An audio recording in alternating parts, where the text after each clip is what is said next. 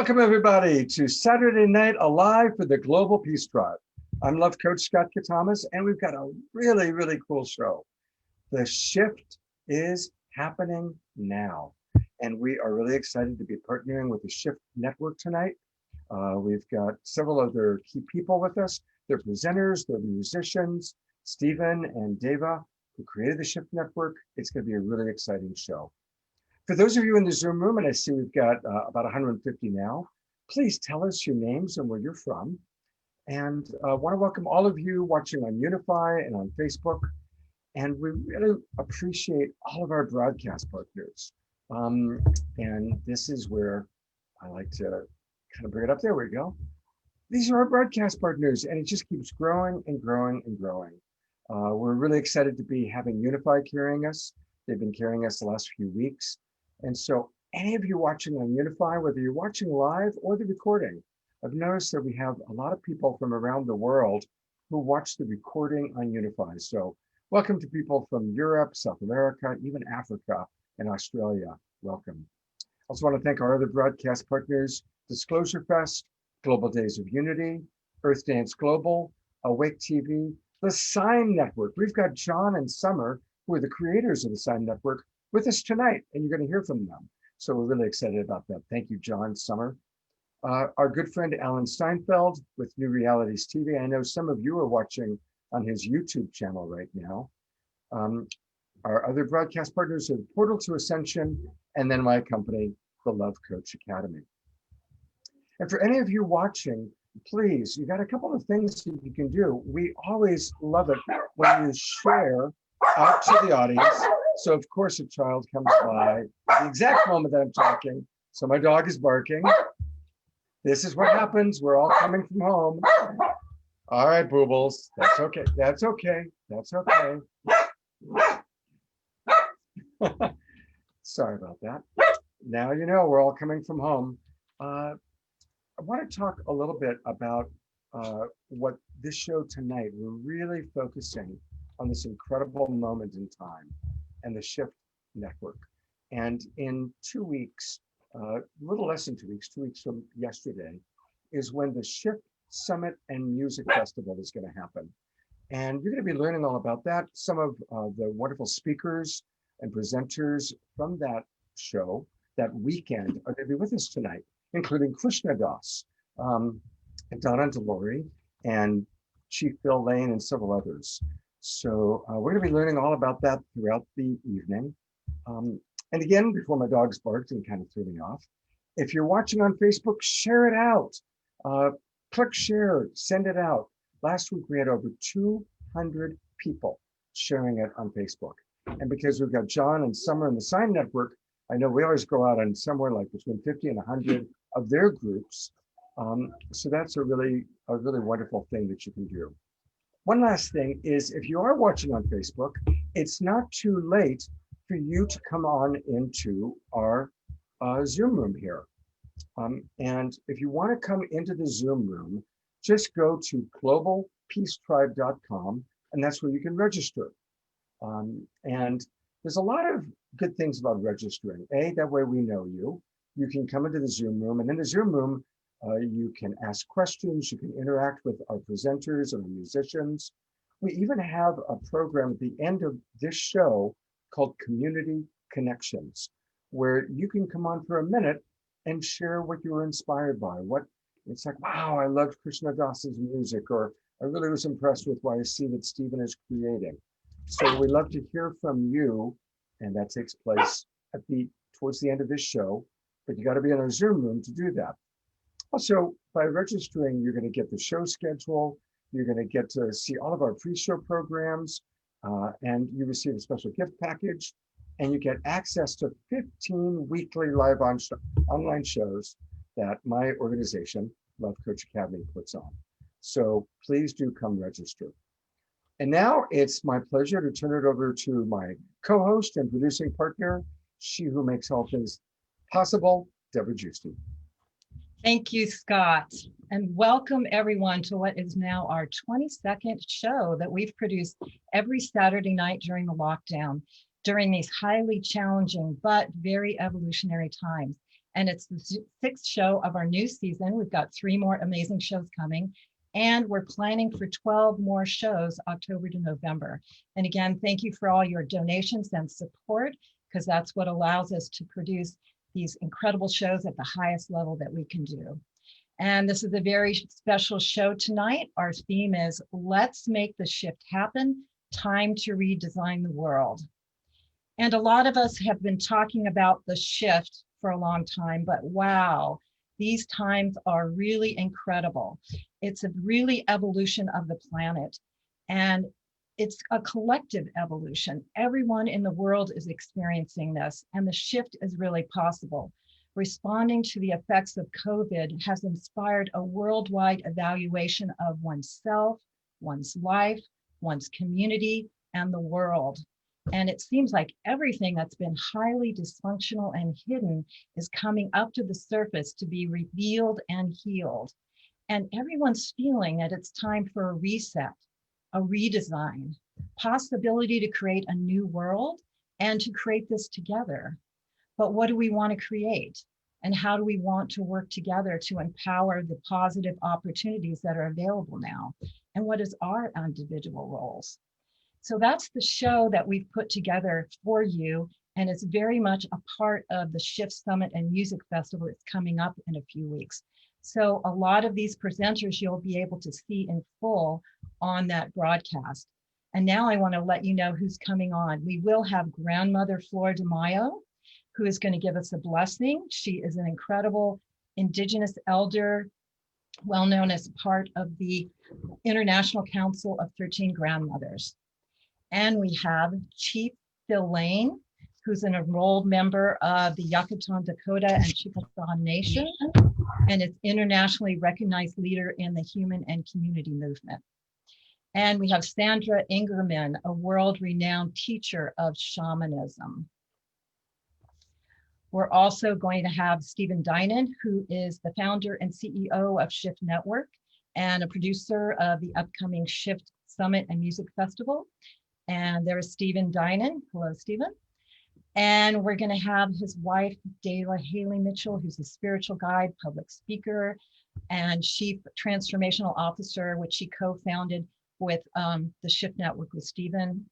We're also going to have John Raymer and Summer. John's an entrepreneur, civic leader, inventor, and he with his wife, Summer Joy Raymer, have created the Compassion Games, the Sign Network, and upcoming events that they're going to have here shortly. And Phil Hemmick is former director of Peace of the Shift Network and currently a Peace Ambassador. And we're also going to have Reverend Elia Mahone, founder of the Next 50-Year Project, which is focused on finishing what the civil rights movement left undone. And we'll be featuring Krishna Das. We're so happy to have him with us. He'll be coming on later.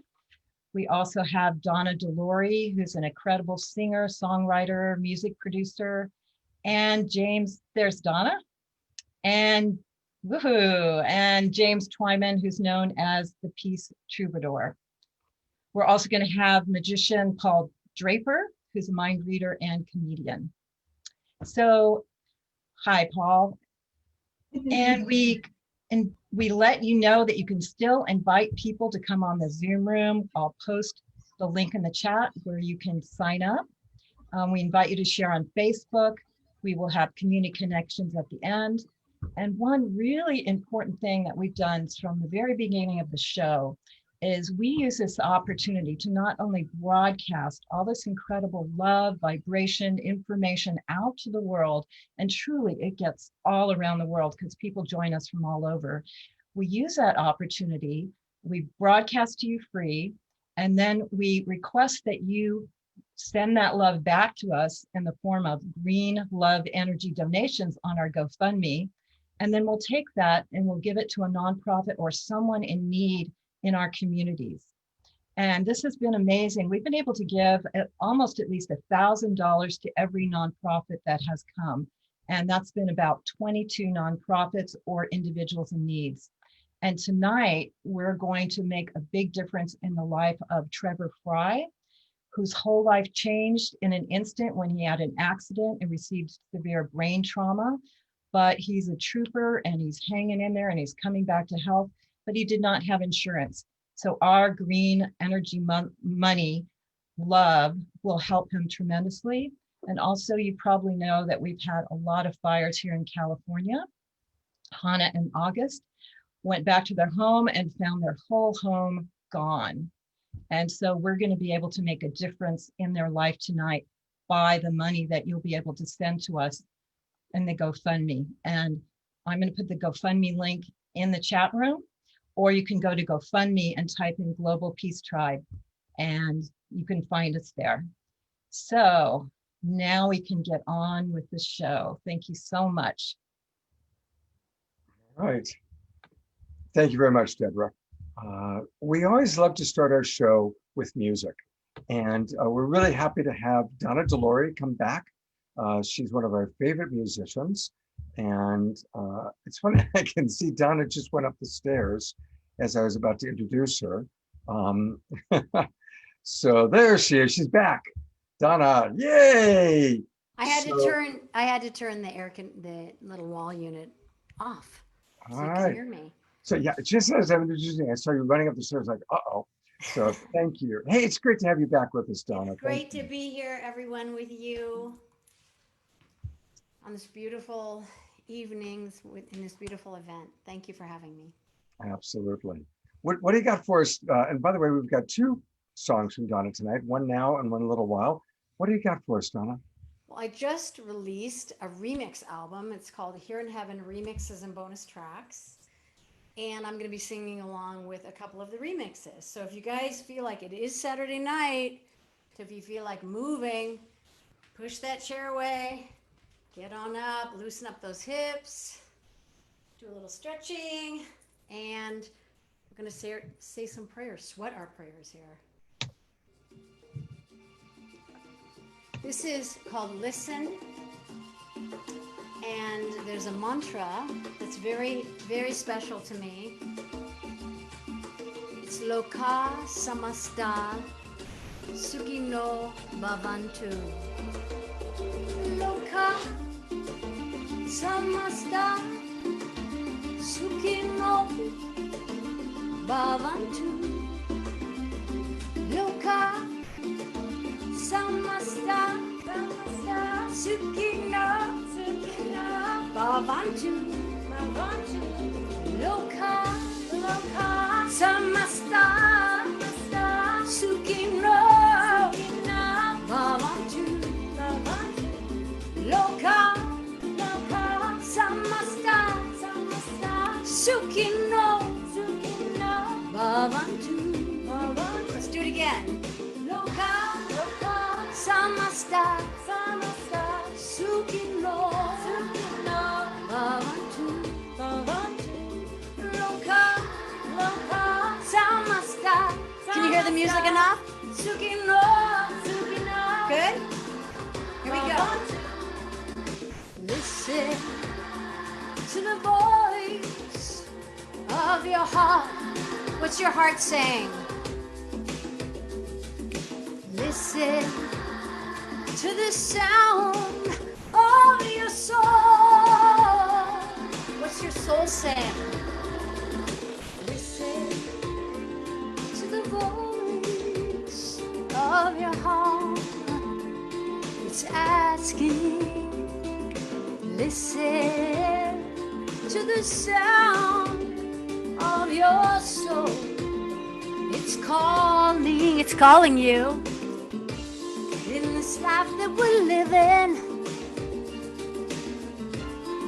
there's a voice that speaks within. People of the heart, listen, listen, listen, listen, listen, listen, listen to your heart. Listen,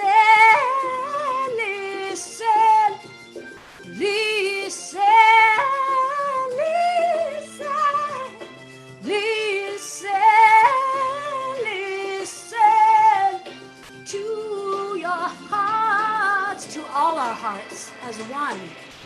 Listen to the voice of La Madre. She's crying. She's wanting us to wake up from this dream. Stop believing in each other, in this life that we're living.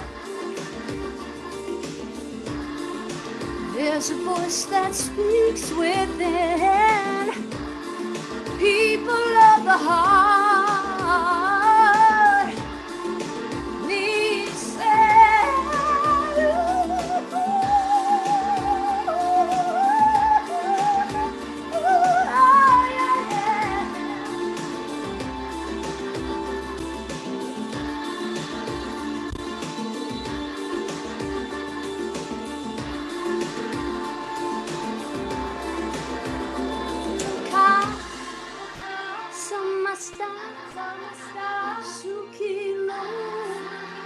Bhavantu Loka Samasta Sukhino Bhavantu Loka Samasta Sukhino Bhavantu Loka Samasta Sukhino Bhavantu.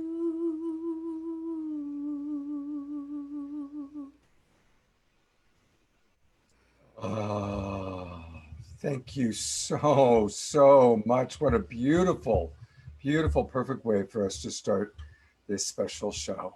Wow. Yeah, I hope you could hear me enough. I was leaning into the mic because at sound check, you said you couldn't hear the mic enough. So thumbs up, we're good? Thumbs up. The next And- song, yeah. All right. And I want to, invite everybody that we always want to support all of our presenters and especially our musicians at this time where they can't go out, they can't tour, they can't play like normally. Donna has a brand new remix out. Tell us a little bit, we're on your website here, Donna. Tell us a little bit about what's available.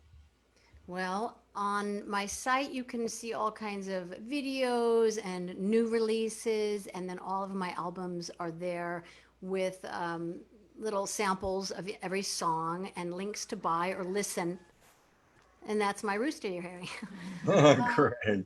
Yeah, it's awesome. And there's just all kinds of information there. You can dig as deep as you want to go into my music. I've been making music for many years. I started out like more in the pop rock genre, and all right, that's Webster. And I ended up, it's a long story, but some of it is in my bio on my website. I ended up making devotional music, and I love it. I love being here with you. I love your energy. I love seeing the gallery and seeing you guys dance and everything. That's what I'm here for, to just uplift spirits and open hearts. And I'm just living my purpose, and I'm happy to be here with you. Thank you so much, Donna. And Donna will be back. She's going to give us another tune in a little while. So, and just want to welcome all of our friends in the Zoom room where we've got about 300 people now. Let us know your name and where you're from. It's always fun to see. And I'm now going to turn it over to my partner, Deborah. Thank you, Scott. And now I get to introduce a man that is really all about the shift. He's actually made his mission, his life mission, about the shift. Stephen Dinan is the founder and CEO of Shift Network. That was founded in 2010. It has served over 700,000 people worldwide in 150 countries. It offers virtual summits, courses, and trainings, has 50 core facilities, and it offers topics of spirituality, peace, holistic health, psychology, parenting, shamanism, enlightened business, indigenous wisdom. And now he's taking on really bringing out together a high level of speakers, music to converge in 2 weeks, September 18th-24, for the Shift Summit and Music Festival. An incredible undertaking that's coming along really well. And are we going to show that video, Scott? I'd love to show that first to give people a sense of what they're going to experience. And then Stephen will talk about the shift and also what he's bringing to everyone during the conference of the Shift Summit and Music Festival.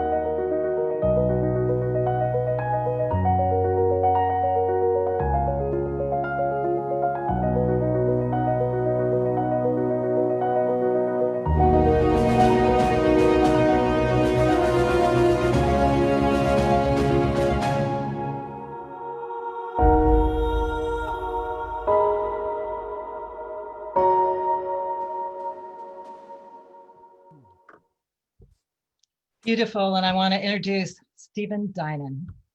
Well, thank you for Donna getting us moving and the beautiful introduction, Deborah. I just want to invite all of us to hold the possibility that we are living in the shift, which is not just the Shift Network. It's like the Renaissance was to an evolution of culture in Europe. I think we're at that same cusp for a moment globally, where we awaken to our shared unity as one human family, where we recognize that we have to create peace on this planet, that we have to live sustainably, and that it is time to put aside the war and the domination and the injustice, and really design a society that brings out the best in us globally, that we're really in this, and I believe that all of us who are on this call actually incarnated for this purpose. We all have different threads of this massive tapestry of change. I think of it like an upgrade of the entire operating system of how we do things. It begins with our own consciousness. It takes shape in our communities, and it also gets traction in new laws and new kinds of businesses and all sorts of systemic shifts as well.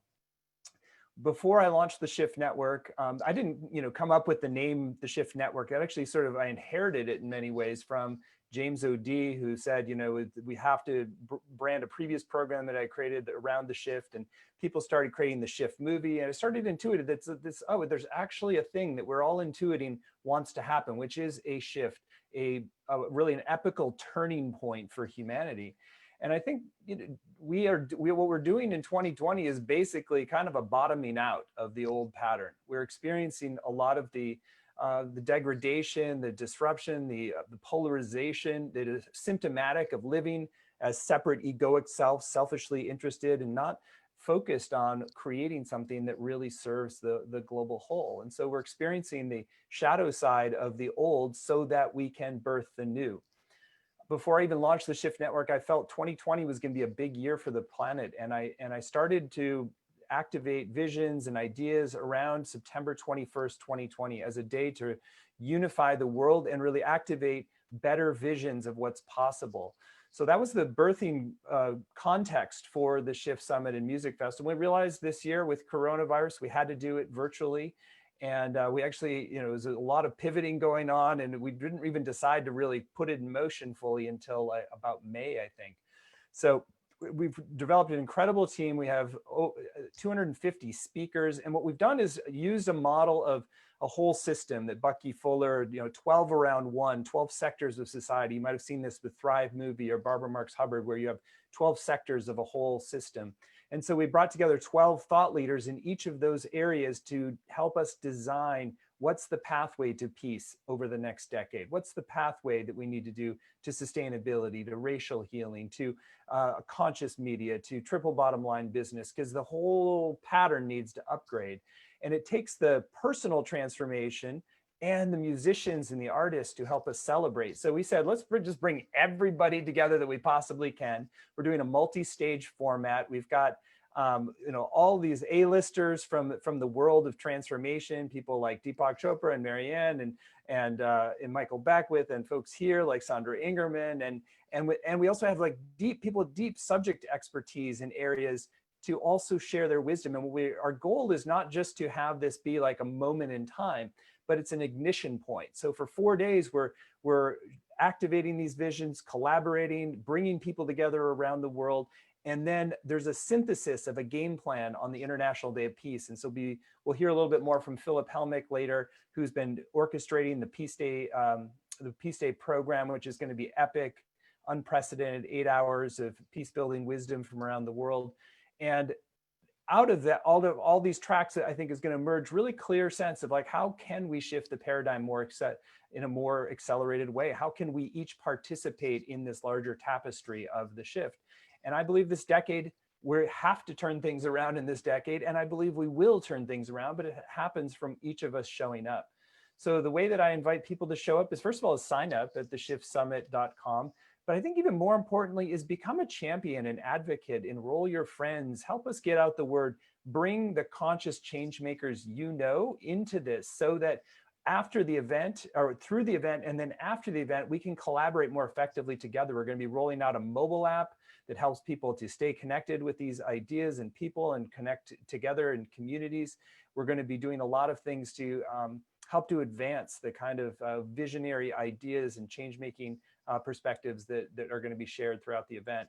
And we're super blessed to be doing this with a combination of the thought leaders and the music artists too. So we have people like Donna Delori and Michael Franti and Natalie Rise and Krishna Das, and it just goes on and on and on. There's so many talented artists and individuals who are showing up.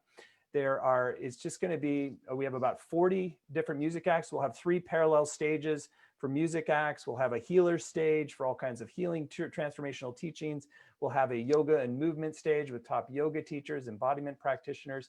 So you can really tap into the best of all these different streams. And as we build energy over the 4 days, that we want the Peace Day program in particular to reach the maximum number of people. And we're holding a vision that 1 million people are touched by this worldwide, so that we can begin to reach that critical mass to turn things around and make 2020 not just a time of breakdown, but really a time of breakthrough. So that's the invitation and why we've sponsored tonight, and a lot of different teachers and leaders and artists are going to be performing tonight that kind of give you a taste and a sneak preview of the amazing magic that is about to be coming. So you can find out all the details at theshiftsummit.com. And I just really encourage you to help us get out the word and really get the people there who are the conscious change makers who literally incarnated to help co-create this shift on the planet. And that's the legacy that we can give to ourselves and to our kids and grandkids, to really make this planet shine and make it the garden that it was really designed to be. Mm-hmm. Thank you so much, Stephen, for all that you're doing and for, supporting this to happen. One of the things that Deborah and I always say is that the people watching this show, the people coming to the Shift Network and that are going to be coming next weekend, you're all the imaginal cells. Everybody watching, everybody listening right now, you are the butterfly cells. And as the old paradigm, as we can imagine, as the caterpillar that's dying, this butterfly cells, these imaginal cells, we find each other and we give each other support, and we all are awakening and feeling our own purpose. And so that's why we do this show every weekend. And it's why what Stephen has created is so incredibly important, for us to inspire each other, to provide tools so that we can create this shift into a beautiful new world, a beautiful new paradigm. One last thing I forgot to mention. So on Saturday night, we'll be featuring Saturday Night Alive as part of our broadcast. And on Sunday night, we'll have a special Indigenous wisdom circles, actually 2 circles that Grandmother Flor De Mayo and Chief Phil Lane Jr. are going to convene with female leaders and male leaders to sort of have an hour and a half of really deep wisdom about how do we draw from the most ancient roots to help navigate these times and co-create the shift. Beautiful. And speaking of Grandmother Flor De Mayo, do you want to introduce what we're about to see, Stephen? Yeah, so grandmother Flo De Mayo is one of the great treasures on the planet. She is an amazing mystic, and she's also so humble and real. We've had her stay with us, and she'll be doing far out healings all night, and then she'll say, "Do you want me to fold your laundry in the morning?" So she's like this amazing combination of like super humble roots. Grew up in Central America and trained as a Mayan priestess, and then became a really global leader, but has never really left behind this sensibility of just the humblest servant of the divine. And that deep wisdom that shines through her is such a blessing. And so she's going to be offering a prayer for us and for this whole, the larger endeavor of the shift, broadly defined. So here's grandmother Flo De Mayo. Yeah, she wasn't able to join us live, but we had a lovely time. I did a little video recording. So this is a special video recording that she made just for us to show tonight to bless us.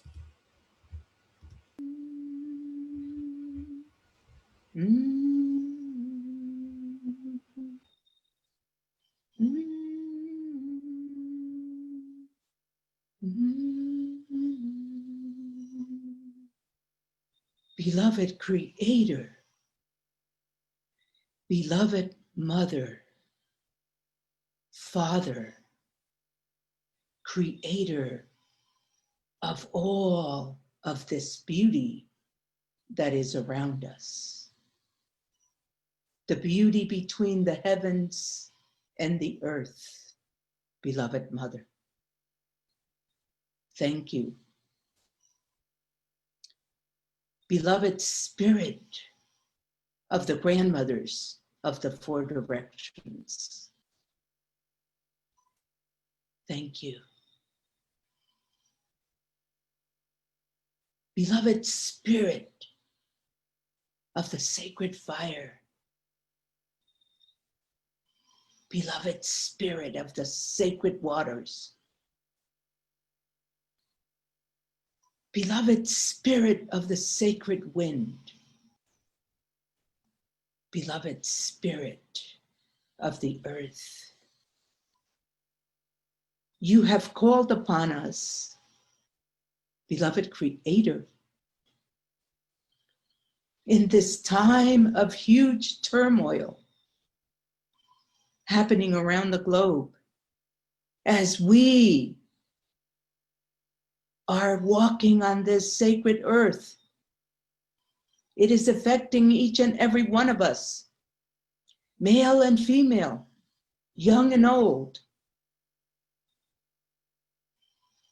Beloved Creator, we are remembering everyone on this sacred day, this day of 11 to King, that you give us the vision to see the beauty of the future of humanity, beloved Creator. It is a sacred day in which we, humans, are coming together in the name of peace, beloved Mother. In the name of unity.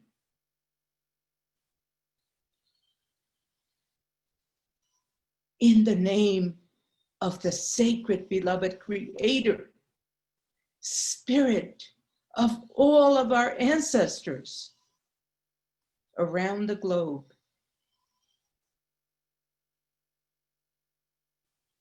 We're calling you in this beautiful, beautiful moment to give us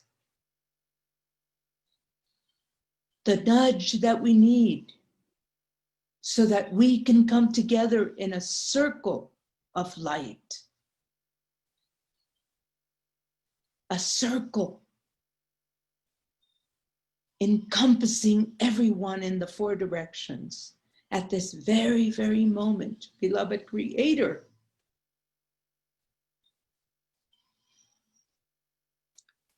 A circle that will move, awaken us, enlighten us in the heart, so that we can hear the wisdom of the heart.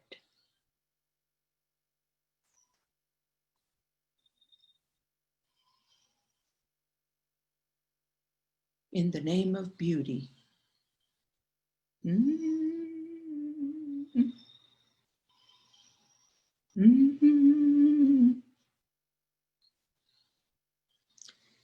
Removing the tears and removing the sadness. Beloved Creator, bringing in the peace, bringing in the love that is so deserving to each and every one of us. May we all embrace each other in the name of love, in the name of peace, in the name of unity.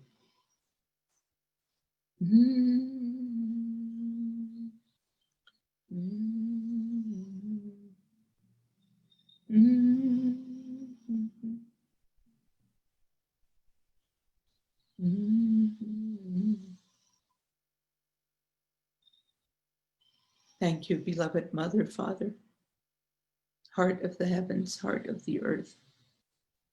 Thank you.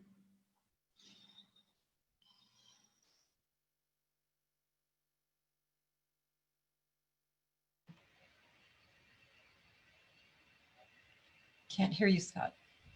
Next week, our theme is wisdom of the Indigenous elders.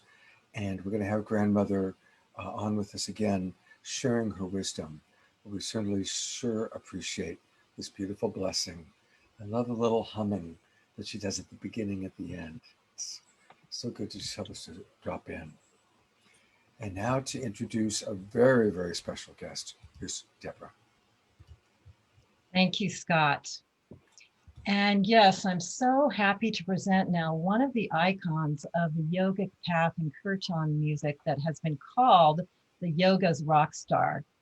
Krishna Das has developed a chanting and signature style fusing traditional kirtan with the East and Western harmonic rhythm. And he has a remarkably soulful voice that really touches you on your inner core. He's become a worldwide best-selling Western chant artist of all time. And not only does he share his music, he shares his wonderful story of his life with Maharaji and his life on the path. So thank you so much, Krishna Das, for being with us tonight and blessing us with your amazing teachings, music, and vibration and healing. Thank you. Krishna Das. Namaste. Thank you so much. I think we'll just chant.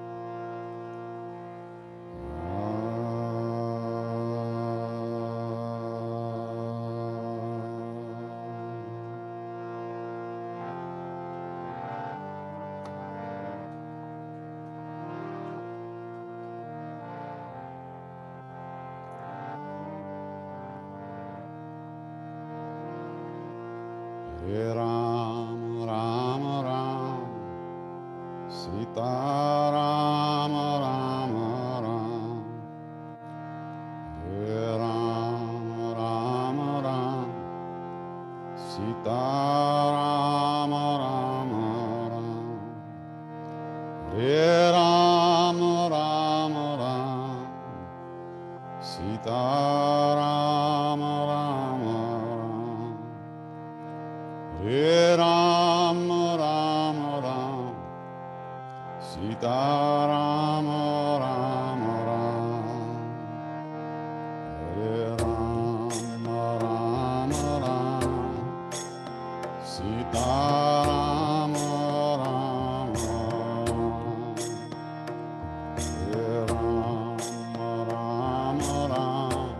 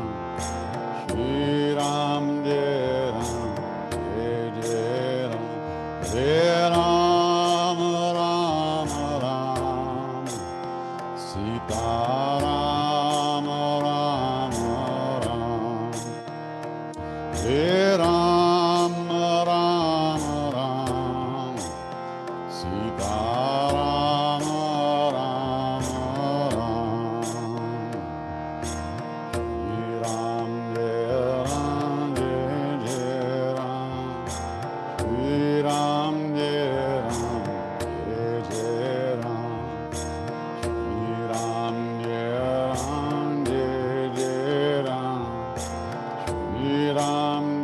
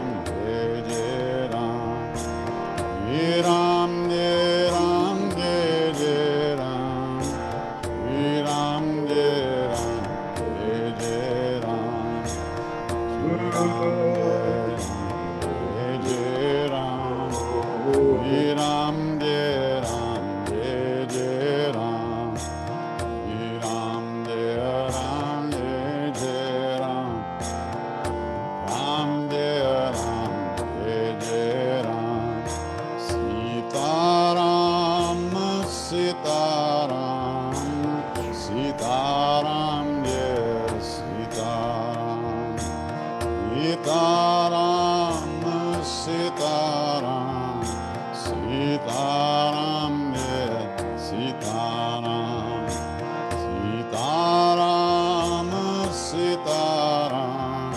Sitaram, yes, Sitaram. Sitaram, Sitaram. Sitaram, yes, Sitaram. Ram, Jai Ram, Jai Ram. Shri Ram, Jai Ram, Jai Ram. Shri Ram, Jai Ram, Jai Ram.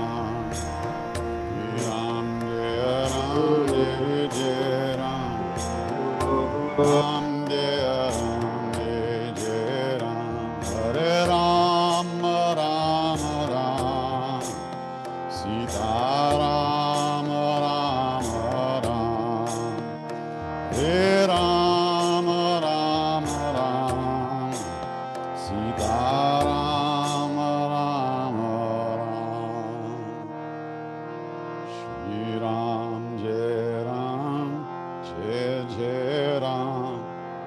Shri Ram, Jai Ram, Jai Ram.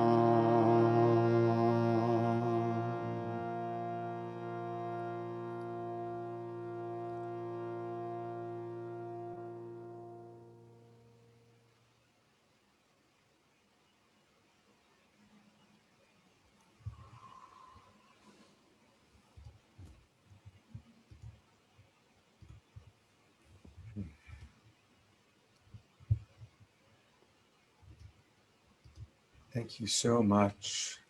Thank you. And if you just would love to, a couple of things. In a moment, I want to show your website, but you're a very important spiritual leader for so many of us. And then now with the passing of our beloved Ram Dass this year, um, you know, we're looking to you and people look to you, not just for your music, but just wondering if you have any wisdom or insight you want to share during this most unique year 2020 that we're all experiencing together. Ah, well, my first piece of wisdom is don't look to me. I'm just singing. It's a tough time. The whole world is full of fear and anxiety. You can't escape it. You know, we spend most of our lives paying some attention to our state of mind, but not that much. And now we can't escape it. So it's a very powerful time for all of us. And we really do have to dedicate ourselves and commit to finding that peace inside, at least trying to calm ourselves down, trying to take the energy out of all those knee-jerk reactions that come at us and that we're part of all day long. Not just for ourselves, but for everyone we come in contact with. We're all so interconnected that we may not be aware of it, but we're all, a lot of times we internalize these feelings of fear and anxiety and we think it's just my own stuff, right? But it's not, it's everyone. This mind space that we're all in is filled with so much unknowing and so much fear, so much anxiety and distress. Each one of us has to do the best we can to calm ourselves down and keep turning within again and again. And it's a powerful time for practice. It really is. And I'm just so pissed that Ram Dass left us before this, because we could really use him now. But, you know, he was so at ease and so full of love and sweetness as he dropped this whatever this is, you know, this body, that it was his time, and he went so graciously and gratefully and lovingly into his next incarnation. So we can learn a lot from that, for sure. Very powerful message to us all. Yeah, that whole beautiful message you gave us a long time ago of fierce grace. Fierce grace. Isn't COVID fierce grace for us to slow down, like you're saying? Yeah.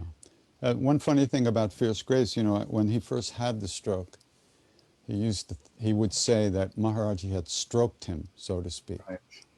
And he went on with that kind of feeling for quite a while. But when he went back to India, the only time after he had the stroke in the wheelchair, and he met Siddhima, who was Maharaji's great disciple, great devotee.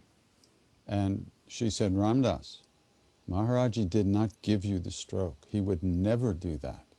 The stroke was your karma, but the grace is the strength he gives you to overcome the effects of that negative karma, of that heavy physical karma. And Ramdas really, I mean, you know, for him, for us, you know, we think about it a little bit, okay, we'll meditate, how do we feel? Yeah, he 24/7, 365.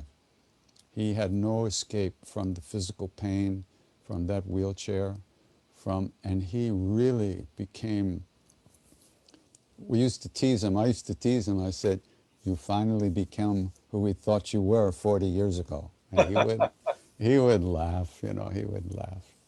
So he really overcame, he became so humble and so open and so willing to take assistance because he needed help for everything. He couldn't even turn in bed anymore with 2 torn rotator cuffs and hip surgery. Everything he needed to do, he needed help. And that's not easy.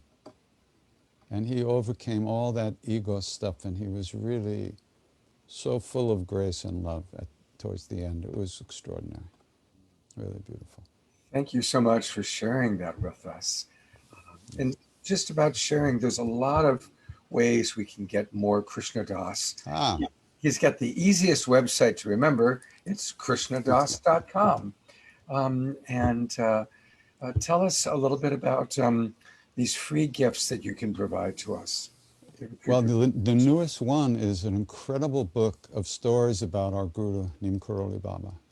It was published in India, but it's been out of print and very hard to get. So we digitized it and made an ebook. So it's a free download as a Kindle or iBook or PDF. And that's available. And then whatever else is there, just take. I don't know what's in there. Great.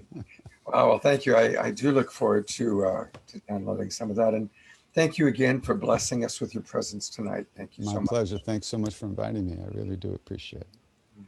Namaste. You know, there's something that Krishna Das said that I just want to accentuate for a moment.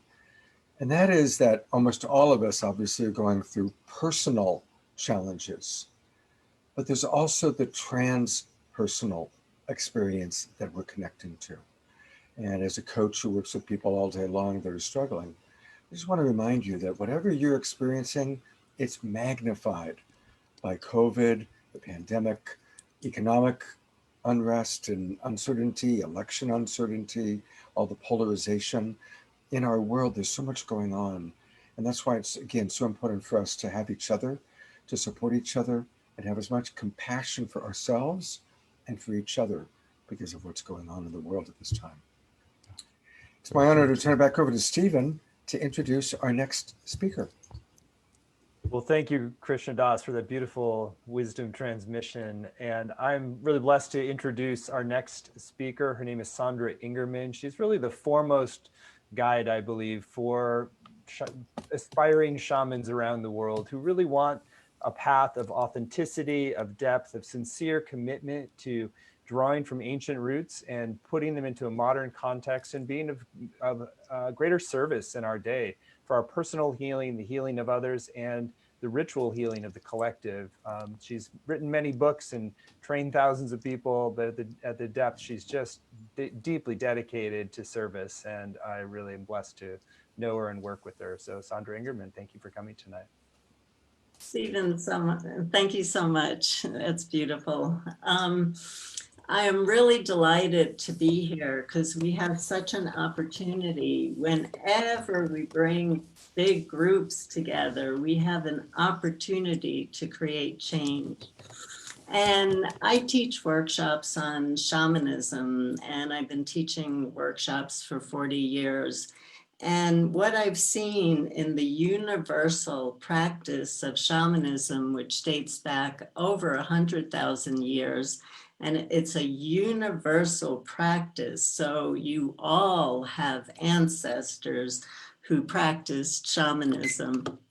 So let's just start by honoring our ancestors and honoring all that's going on right now, because I know that in our hearts, we all feel so much compassion for all the beings who are deceased. We lost so many humans through the COVID. We lost so many nature beings through fires and other environmental challenges. And it's really important for us to honor the deceased. In honoring the deceased, we honor life. So let's put our hands on our hearts and let's just take a moment to honor all the beautiful beings that left the planet. Just take a deep breath. And with your breath, also think about what you love about this planet Earth. There's so much going on right now, but there's so much to be in gratitude for. There's so much to be grateful for. And in shamanism, how we create change is through ceremony. And in the universal and ancient practice of shamanism, it's seen that this whole world is just a dream. So as you hold your hands on your heart, just tap in to your intuition, to your knowing, and know that you came here at this time to help change the dream. And we can change the dream by lifting the veils of illusion and stepping into a new reality. But we have to learn how to expand and open our non-ordinary senses in order to see, hear, feel, taste, and smell. What would life look like in your perfect world? Because in shamanism, the world that you're living is based on your daydreams. And so we have so much power to change the world through our daydreams. And so I'm going to lead you on a guided meditation that's going to take us to the end.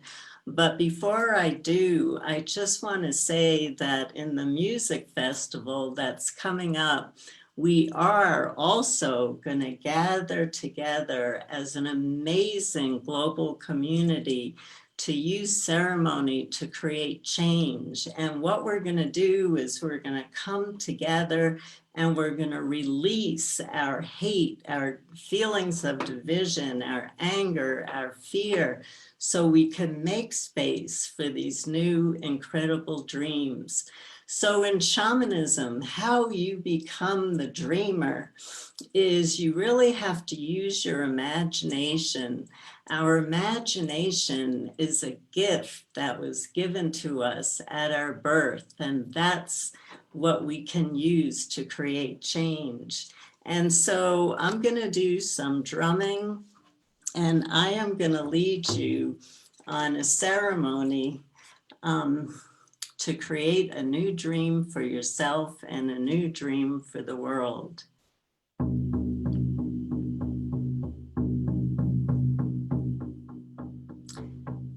So using your imagination, transport yourself to a gorgeous meadow.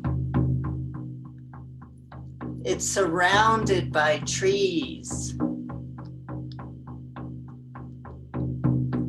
And if you look up, the moon is shining in her fullness, adding exponential energy to our ceremony.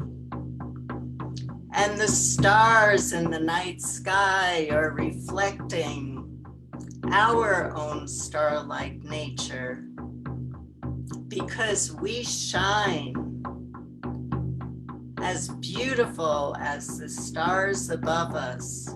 We are a reflection of the stars, because we are walking stars on this great planet Earth. So we're in this beautiful meadow, and imagine yourself holding hands with everybody joining in this event.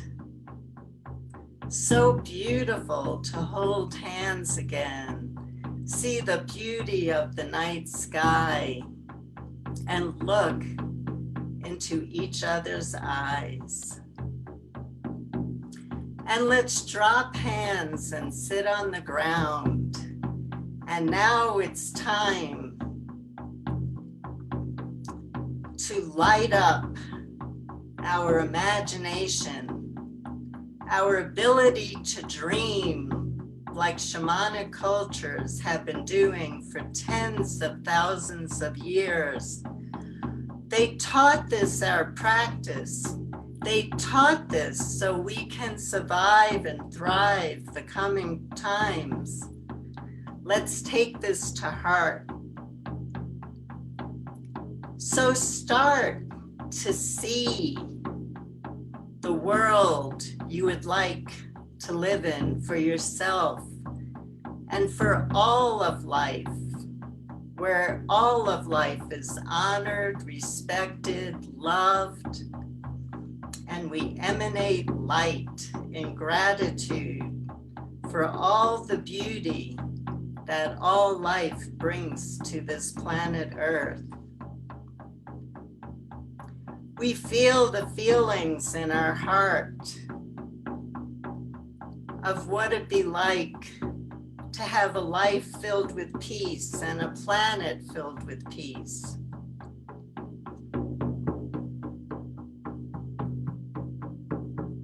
We smell the beauty of nature. We hear the beauty of the songs of nature. We taste food that's been grown with love from a clean earth, with clean elements, pure, that nurture every cell of our body. And this is how we dream the new world into being. We step into that dream and we imagine that it's here right now, seeing it, hearing it, feeling it, smelling it, tasting it. Touch everything around you that you would love to touch in this new dream. And continue this work in your own time. It's important. We've been given this knowledge by elders for thousands of years. Let's not waste it. Let's change the dream. But for now, it's time to thank everybody in our circle and to look again at the beauty of the night sky and transport yourself back to the room that you're in right now, feeling the feeling of hope, because everything is possible. Everything is possible if we're willing to dream it into being.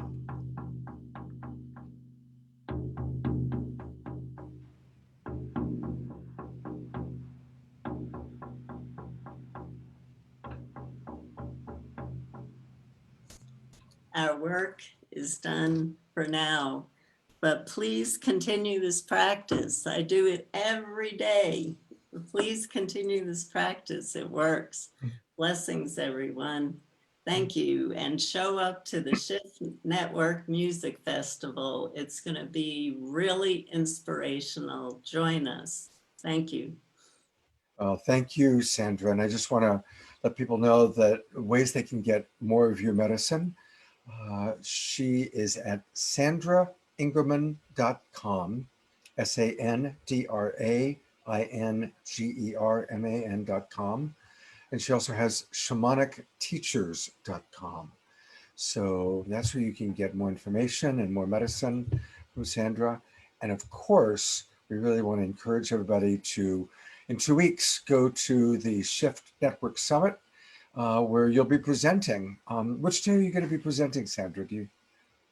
Oh, that part I don't know, but I'm so excited about the fire ceremony that we're going to do, because we're going to be releasing our pain to make room for these big dreams to manifest. Wow. I have a feeling Stephen might know.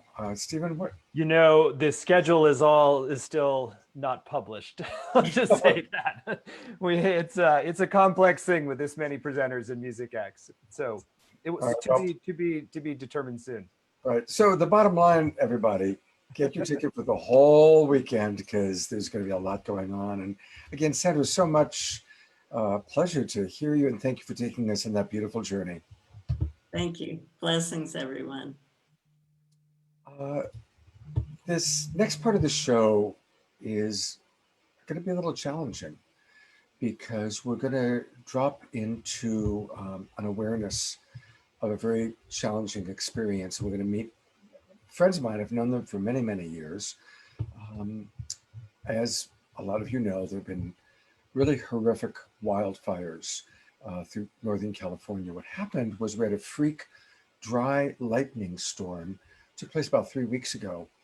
The people who track these things said that 20,000 lightning strikes happened, and it started over 400 fires. 2 of those fires ended up becoming 2 of the 3 largest wildfires in the history of California. And I'm going to show you some photos as I talk. A few weeks ago, this was the home of my dear friend. Hannah does grief counseling. They did lots of rituals, retreats, and workshops in their home. And I'm going to go to in the opposite direction. Let's go here. Scrolling in the wrong direction. Lots of workshops that they did there. Grief counseling is what Hannah does. And they sent me a picture of their beautiful vision board. And then the fire came. And this is what's left. It's unimaginable for any of us who've never gone through this to imagine our home and all of our possessions gone so quickly. And so tonight, one of our recipients of our GoFundMe are my friends Hannah and August, who are with us. And if you can go ahead and unmute. And I just want to start, before they even speak, asking everyone, as we watch, as we look at these 2 beautiful souls, maximum grace. You know, as Krishna Das talked about, you know, grace, maximum grace. And may we provide maximum grace through green energy to support them. And, you know, thank you both for being with us tonight. Is there anything you'd like to share? I mean, I'm imagining you're all still just in shock.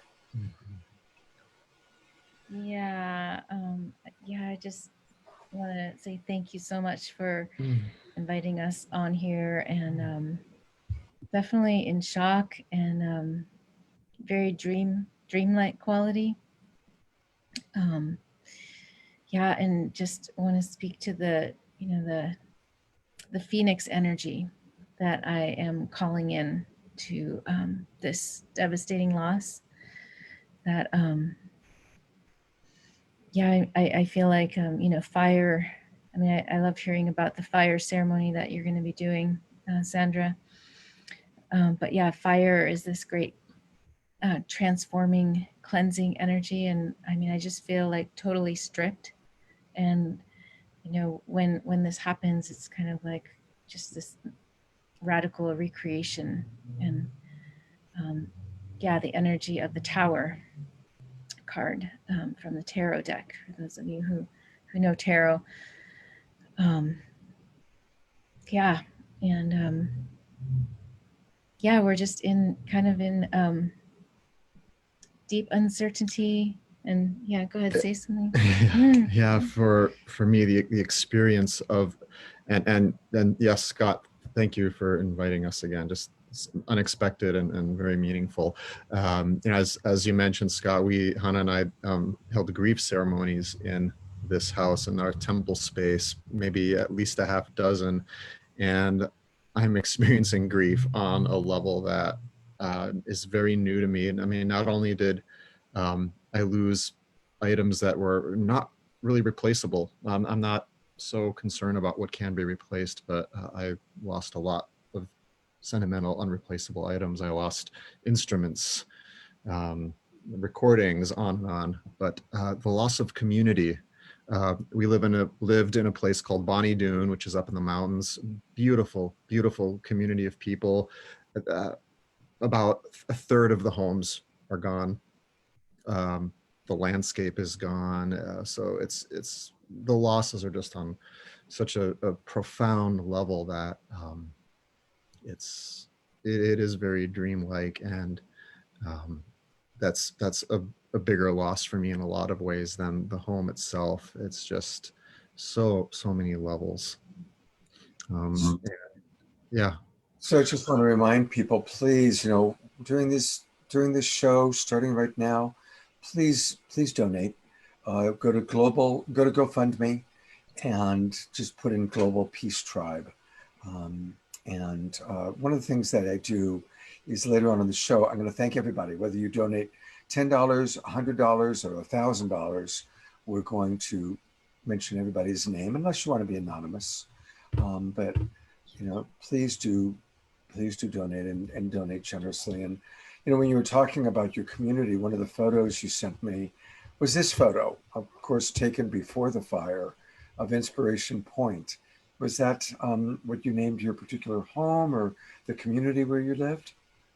Yeah, this is a location. We lived right next to a Baha'i school, and they were very generous, wonderful neighbors, and they would welcome us onto their land. And we would, when we did our grief ceremonies, we'd also bring people onto the land. And so that was a place from the Baha'i school land. Mm-hmm. Somebody, I'm noticing in the chat box, a lot of people are offering thoughts, but Cindy Manet says it was a very, very special spot on that land. So your friend Cindy commenting on that. Well, God bless you both. I'm so happy to have you on the show, but of course not under these circumstances. And again, everybody, please be generous as you make your donations. Every donation helps. Thank you, thank you, thank you. Thank you. Thank you so much. I'm going to turn it over to one of our very favorite musicians. I've known him I put him on a show 25 years ago, and it's good to see him again. This is James Twyman, and James is truly a global troubadour. We're going to hear a little bit more about what James is doing later tonight.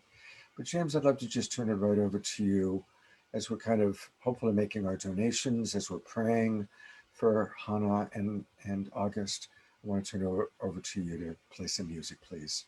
Well, thank you. And it's such an honor to contribute to this energy of healing and reaching out to those who are in need.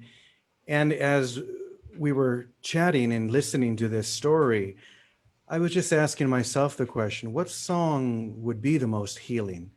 And for me, I know that it's always in listening deeply to the movement of spirit that's always with us, to the beloved always singing to us, saying, just turn to me, and I will lead you home.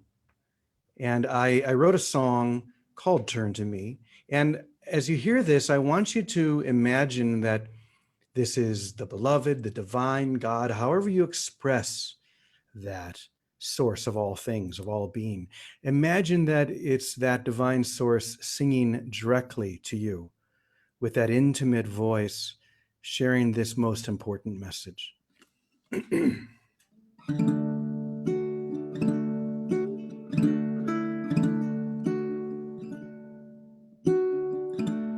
Turn to me, turn to me, and I will lead you home.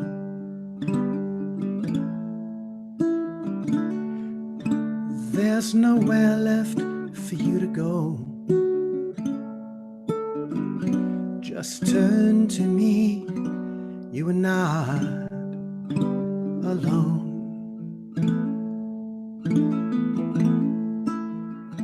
I'll be your island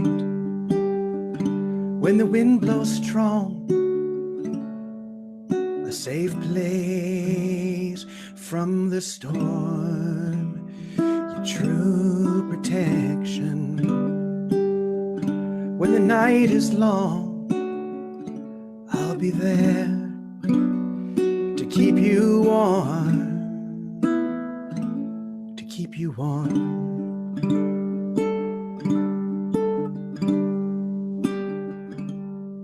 Just turn to me,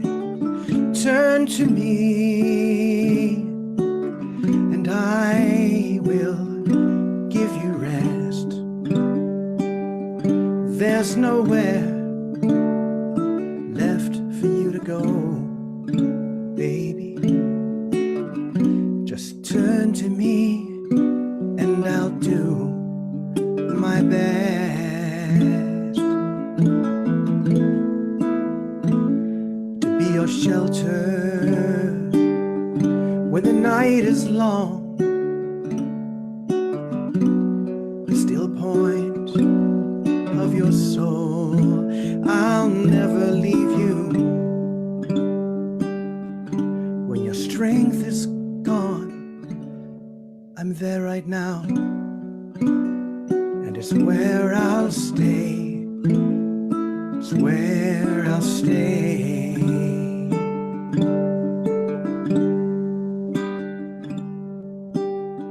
Just turn to me,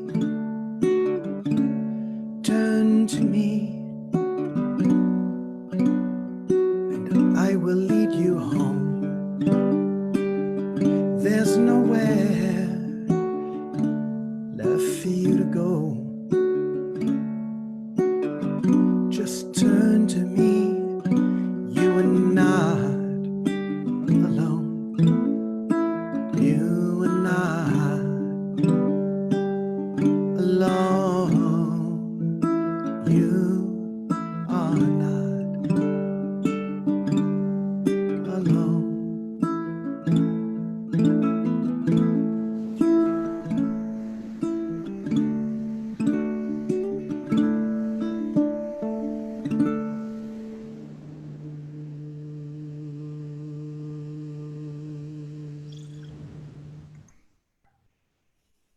Thank you so much, James. Thank you. James is going to be back, and at that time, we're going to talk a little bit more about what he's up to and what he's doing. That's just like the most perfect song, the perfect energy. Just so appreciating the flow of tonight. It's a very soft and very heartfelt evening so far. So thank you so much. And really, to kind of carry us right with that, I'm going to turn it over to Stephen to introduce a very special guest.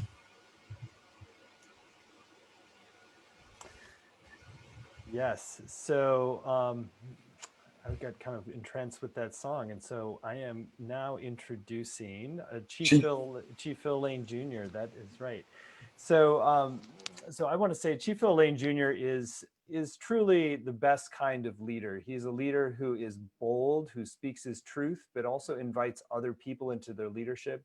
He's held a vision of the reunification of eagle and condor as a prerequisite in a way to the larger shift of our world. I think the indigenous people can lead us into a more unified human family and a deeper reverence for this planet. And Chief Lane Jr. has been out at the forefront of this work. He has convened so many leaders, indigenous leaders, other non-indigenous leaders. He is a voice for change, for healing and awakening on this planet, and a force to be reckoned with. So thank you, Brother Phil, for all you do, and thank you for bringing yourself here tonight. Mitakiapi, my very, very beloved members of our human family, past, present, future. And thank you so much, Stephen, for what Shift has done. And well, you know, it's, I'm going to say this before we go on. It's so fascinating to me how time and space comes back together and repeats itself in a deeper and deeper manner. So what I'm going to share with you tonight includes my dear brother, John Raymer, and Phil Helmick, and Stephen. Because without them, what's going to be revealed tonight, by the way, my name, Shunkmano Hemeyodo, Chinupasap Hemeyodo. Shunkmano means horse thief. In its long form, it means a leader of warriors, a spiritual leader of warriors who takes the enemy's best horses.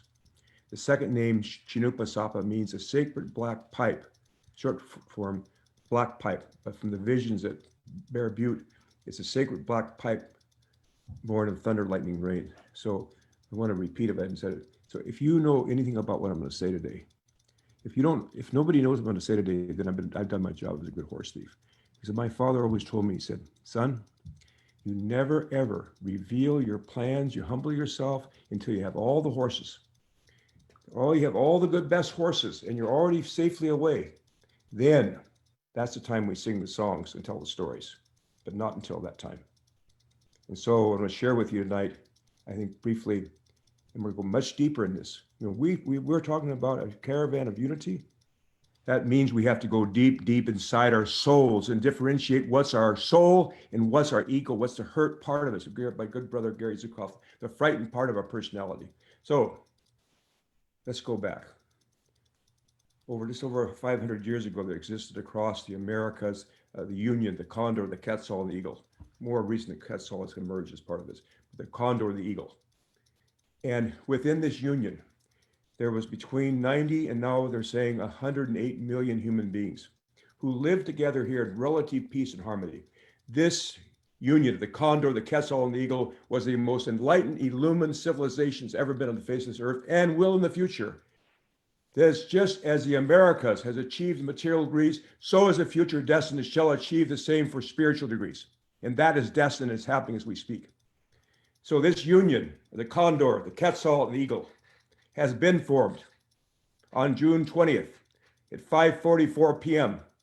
2020, as you have witnessed, and you were there for those ceremonies. So I'm going to ask my dear brother here, if you would please share that one first slide that has the background I sent you on what is the Union Condor Eagle. What are we talking about here? If you would.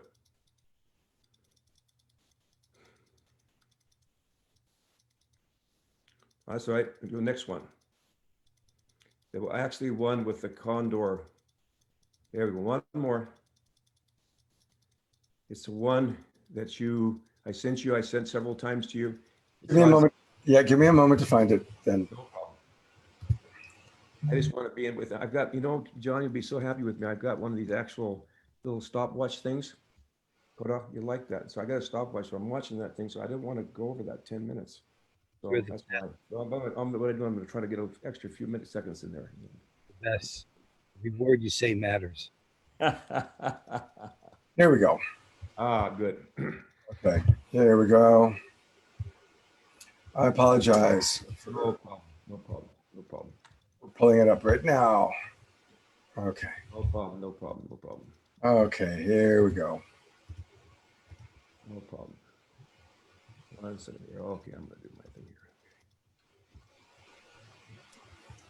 here. Okay. So it's up. Okay, very good. So, as I shared with you over 500 years ago, our union exists across the Americas in relative peace and harmony. Together, one heart and one mind, we trace that we know this to the depth of the seven souls. At the same time, our relatives in the other parts of Mother Earth were suffering tremendous hurt and pain and so many things, plagues and so forth, while we lived here in relative peace and harmony. But it's destined, because the world simply because it's round for one thing, but and we're curious, but it was destined, this prophecy we had, and we have in the White Swan Dakotas, that's what our white buffalo calf pipe told us the same thing. That's how we connected.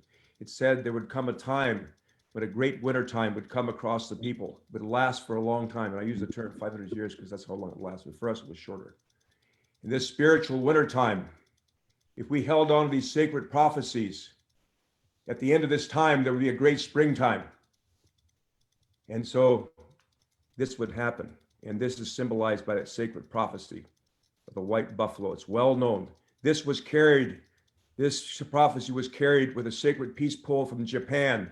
As we rode 6 days, our riders rode into to carry this sacred prophecy of fulfillment into Whitestone Massacre site. And we prayed there. But let's go back to the map, if we would, please. Okay. Okay. The union of the condor, the quetzal, the eagle has a total population at this point in time. That's not including, by the way, those other countries that are smaller population, I'd say another 2 or 3 million. It doesn't include all those relatives who have indigenous blood, which is the majority of people across this hemisphere, nor those who are adopting as relatives because they're seeing our own worldview. So that total of digitally now we have connected very quietly now. That's why I'm saying I hope this is the first time you're hearing this. Digitally, we have now connected 78 million relatives across the hemisphere. We have the youngest population of anyone, as much as anyone in the whole world, but the most here in the Americas. As well, we have the most dynamic growing population in the Americas. Now, if you look at this, you see the heart. Mexico, 25.7 million relatives. And we have been long developing these relationships quietly, because I'll tell you, until the time was right, in Bolivia, where I went to 1970, when you see those pictures behind me, those brothers, that's where we really put these prophecies, the white buffalo, the Raymer, the condor, and the eagle, and came to that prophecy. Brazil. Now, I want to really point out here, there's only 4 million indigenous people in the United States, and look what kind of the turmoil we've caused. And look at Canada, only 2.13. Now think about 78 million human beings aligned with the same guiding principles, with the same prophecies, with the same feelings of love and compassion, to a lot of hard-won work. That is the union, the condor, the quetzal, and the eagle, which we'll speak about later. Now, you just put that one out, it's fine. Phil, can you turn your camera back on so we can see you? Yes, absolutely. Thank you. Okay, there we go. Let me go back here. Let me just go off the screen real quick, and I'm gonna. Okay, 1 second here. Okay. Oh, that's okay. Okay, no, 1 second here. Come on. Okay. There we go. Okay. Now, I want to say that there was a key part in this whole process, in this actual happening right now, in which it wouldn't have been for the Shift Network and Philip Helmick stepping in a 3-day process and funded us over $60,000. When they, oh, okay. And Phil, if you could turn your camera on. There you go. Okay, there we go. We want the complete experience of Phil. Huh? We want the complete experience. I want to step back. So anyway, so we were making our way from that picture you saw before, from 1969 when we started this process, and many others. By the way, I'm just a little. When I go, it's not me, anything to do with me. So here we were. So we were coming up, and we had this time meeting at the same time as the Summit of the Americas. That's the first time Raul Castro joined. So we were ready to go to that meeting. We have all these things we're going to sharing with you now, ready. But what happened was that the Organization of American States, the same people took out Evo Morales, they stepped in, and the government of Panama tried to say, all of a sudden, after promising all the funding, having everything planned, they said, oh, no, you're just part of the people of Panama. So what they tried to do was to completely wipe out treaty rights. Okay, so here we were, Thursday, just going into Good Friday. And we had to have this money by Monday to make this thing happen. So Stephen Dinan, God bless you, brother, and Philip Helmick stepped in, And their network the thing I liked about it was we had to be very careful because I knew some of those elite people, but I knew they really got into Easter. So it was Good Friday. Perfect timing. Good Friday by the time, and we even kind of had a little bit of that feeling of it because it was like that. But that Sunday, sure enough, 60 some thousand, whatever it was. And then they'll be able to do that and carry this message directly to the hands of Evo Morales and so forth. So I thank you, Philip. And I got to say for Koda John Raymer, he has backed us up the hilt. So quickly. And by the way, Krishna Das, I love that chant. I want to chant with you some more. We're going to have, for that Wisdom Council of Shift Network, we have an incredible council looking our indigenous view, the best visionaries I can think of. First of all, Dr. Mindaje Bastida from Mexico, that 25 million relatives, he'll be there. Spiritual and cultural leader Kevin Locke of the Ocheti Chikoa and the Great Sioux Nation. Dr. Lee Brown, a visionary of Eastern Cherokee, one of our great visionaries. I mean, a true visionary I've known over 40 some years. Elder John Sargent of the Six Nations Confederacy of the Iroquois Confederacy, who knows directly those teachings that we need to hear now from the great peacemaker who brought about the great law. And seventh generation leader, Jordan Bighorn from Winnipeg. Last thing is that image of the white buffalo. We'd ask whoever would like to join us towards this effort for peace by 2030, and all the partners who are joining, to take, if you would, that image and put it up as your Facebook profile just until the 1st of October. If we can share that, find a way to share that to just the 1st of October. At that time, our belief is this: by that time, we're going to be ready. But it's time this next few weeks to go deep and differentiate within us, without us, until we can be so crystal clear. When the next stage of integration comes, everything will fit together perfectly, and out of that comes oneness. From that oneness comes our connection to the higher worlds. So with that, Mitaki Epi, I send my warm, loving greetings. Please, we have my TP flap, as my father used to say, thousands of people. He said, my TP flap is always open. But I know that my daughters and other my relatives will kind of take care of the door. But I want to say my heart is open. It's time to have consultation. It's time for us as a human family to set aside, just I've heard everybody say, set aside these ruinous wars. It's time, Mitaki Epi. It's time for our grandchildren, our children. So thank you so much. Did I order my time? Yes, I did. So, but I thank you. Thank you. Thank you. Thank you very, very, very much, Chief Phil Lane. Thank you. And again, a reminder that you can have a much greater, longer experience with Chief Phil Lane and so many amazing people that he's going to be collaborating with, speaking with at the Shift Summit and Music Festival happening in 2 weeks. And so please go to the shiftsummit.com, get all the details, all the information. It's remarkable. And I know that I'm looking forward to hearing more from Chief Phil. Also, I want to say he's going to be on our show next week because next week we're honoring Indigenous elders. So thank you very much, Chief Phil, for all that you've done. I also want to thank the people that are donating. It's very beautiful how many donations have come flooding in. And I want to start by acknowledging a very significant donation from our dear friend Jay Mayer. Thank you, Jay, for your donation. Very, very large donation. Thank you. Jay's such a beautiful support person for Love Coach Academy, for Saturday Night Alive, and for our GoFundMes. Get ready, because I'm going to thank a lot of people. We've had a lot of people donate. I want to thank Christy, Susan, Denise, John, Deborah, Kim, Mariana, Deborah, again, a different Deborah, Laura, oh gosh, good luck. Lord, help me with this name. Labuth, God bless you. I hope I got the name right.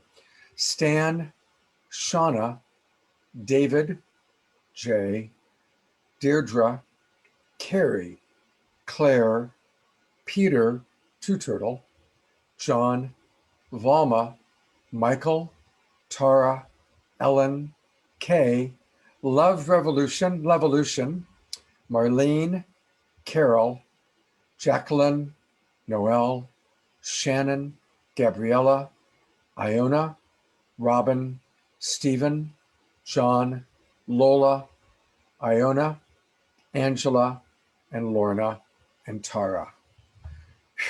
God bless you all. Thank you so much for your generosity. It really makes a big difference. Really, what a beautiful community we have. So grateful for our community. All right. One of the things that we love to do on Saturday Night Alive, because we are an inspirational variety show, is we love to have magic. And we have a brand new magician. He's not new to doing magic, but he's new to our show. This is Paul Draper. And he's a comedy presenter, mind reader, and speaker who's appeared on oh my gosh, so many things. HGTV, the Travel Channel, Hallmark, HBO, A&E, History Channel, and it goes on and on and on. He's actually appeared with David Copperfield, Lance Burden, Teller and Penn. He's one of the real kings of comedy. He's performed at Caesar's Palace, and he's hosted documentaries for Steven Spielberg's Poltergeist. He's going to provide magic for us a few times tonight.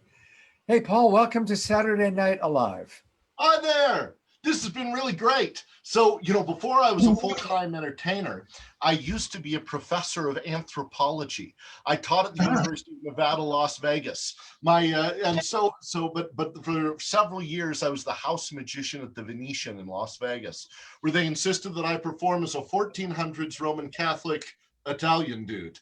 Buonasera, amici, mi chiamo Paolo. I'm a Giovrio canzone for you. Che bella cosa, ne ornata sole, l'aria serena dopo una tempesta. And so on.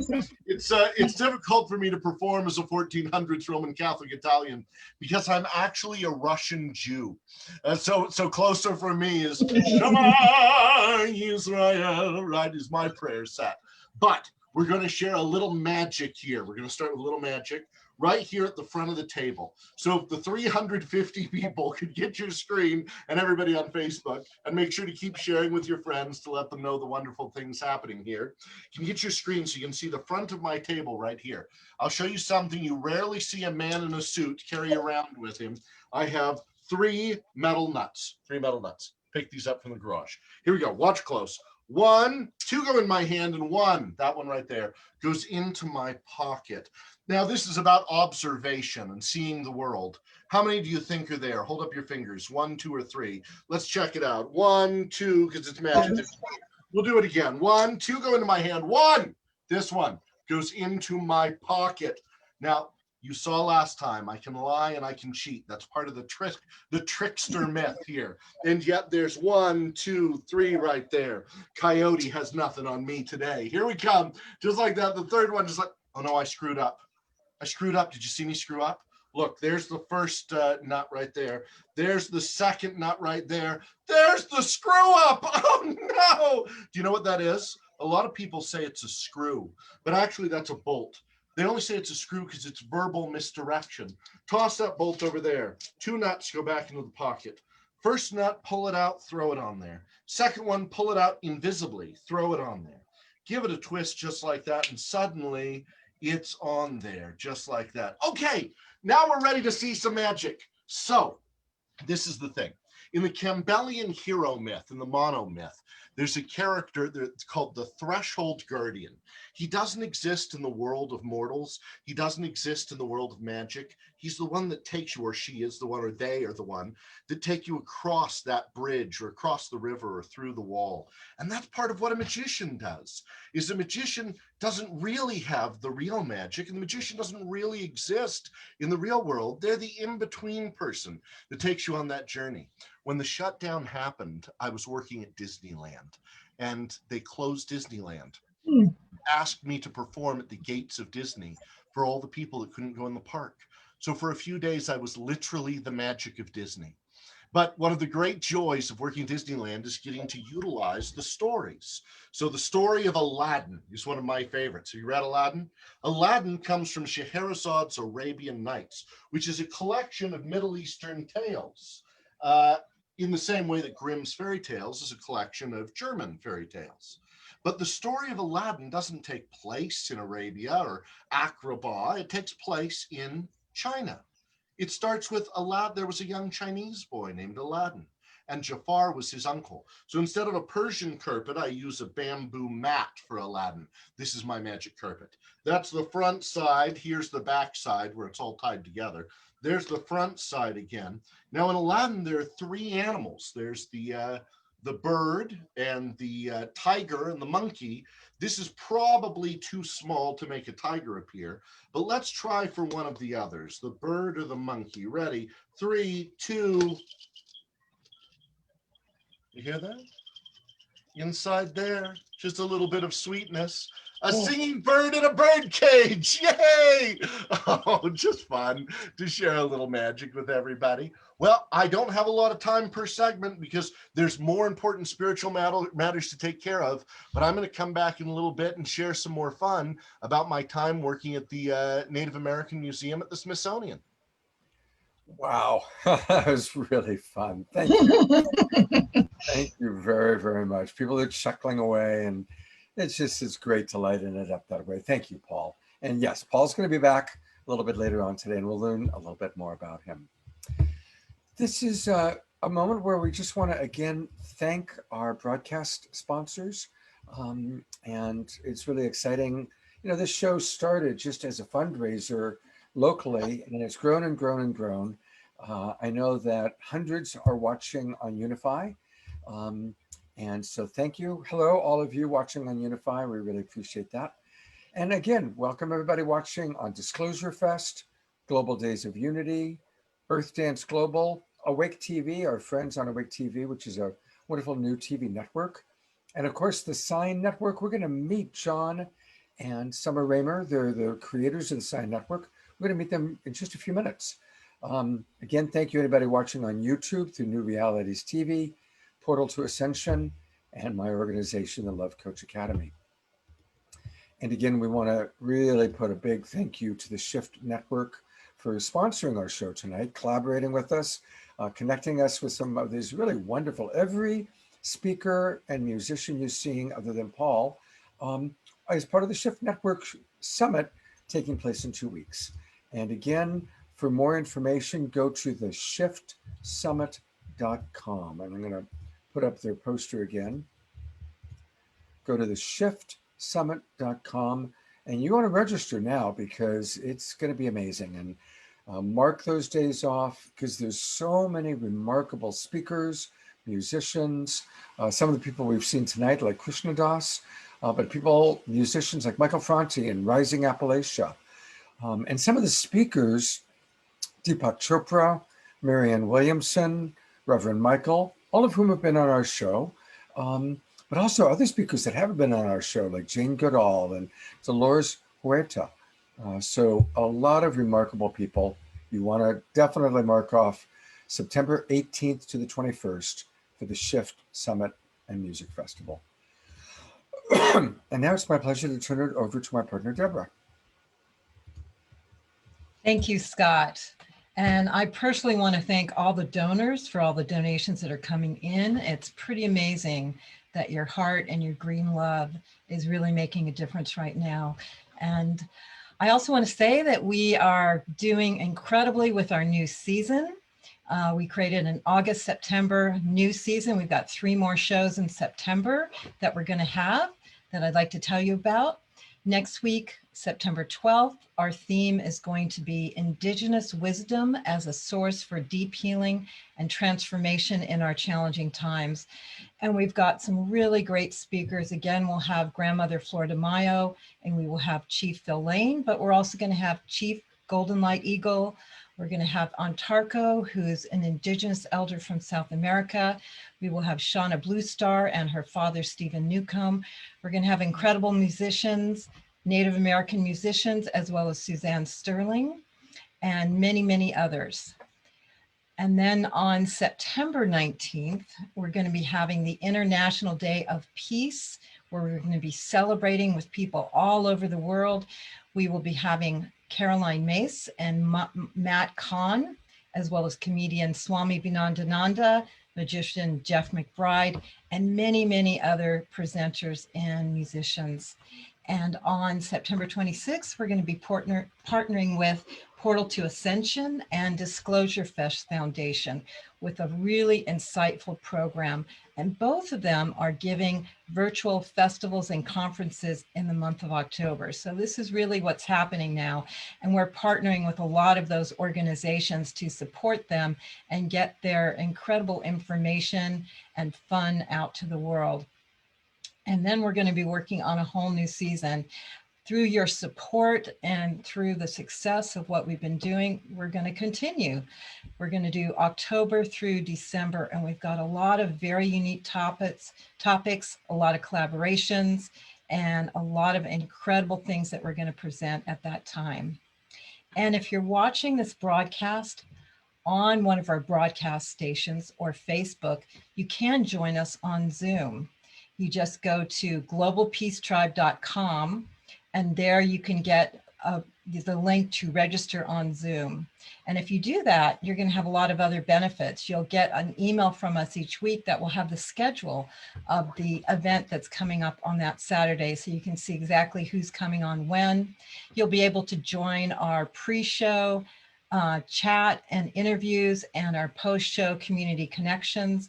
We're going to be sending you a lot of gifts from our presenters, and you'll also be able to get all the shows of Love Coach Academy and much more. So you can just type in globalpeacetribe.com and you can register there.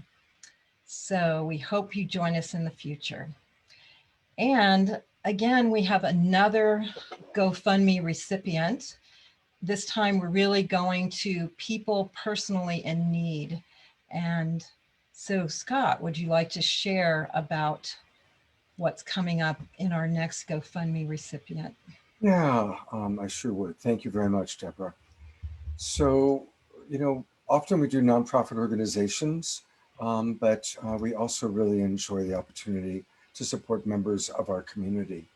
And I'm going to show a few photos, kind of for starters.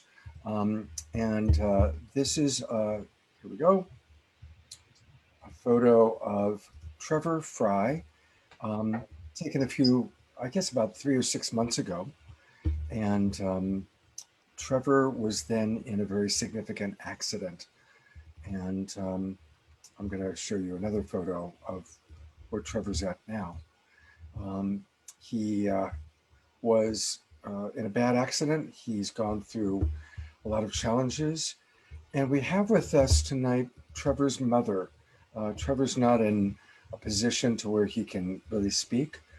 So this is a picture of Trevor in the hospital where he is now. And his mother in the picture is with us. And so I want to introduce you to Misty. Hi, Misty.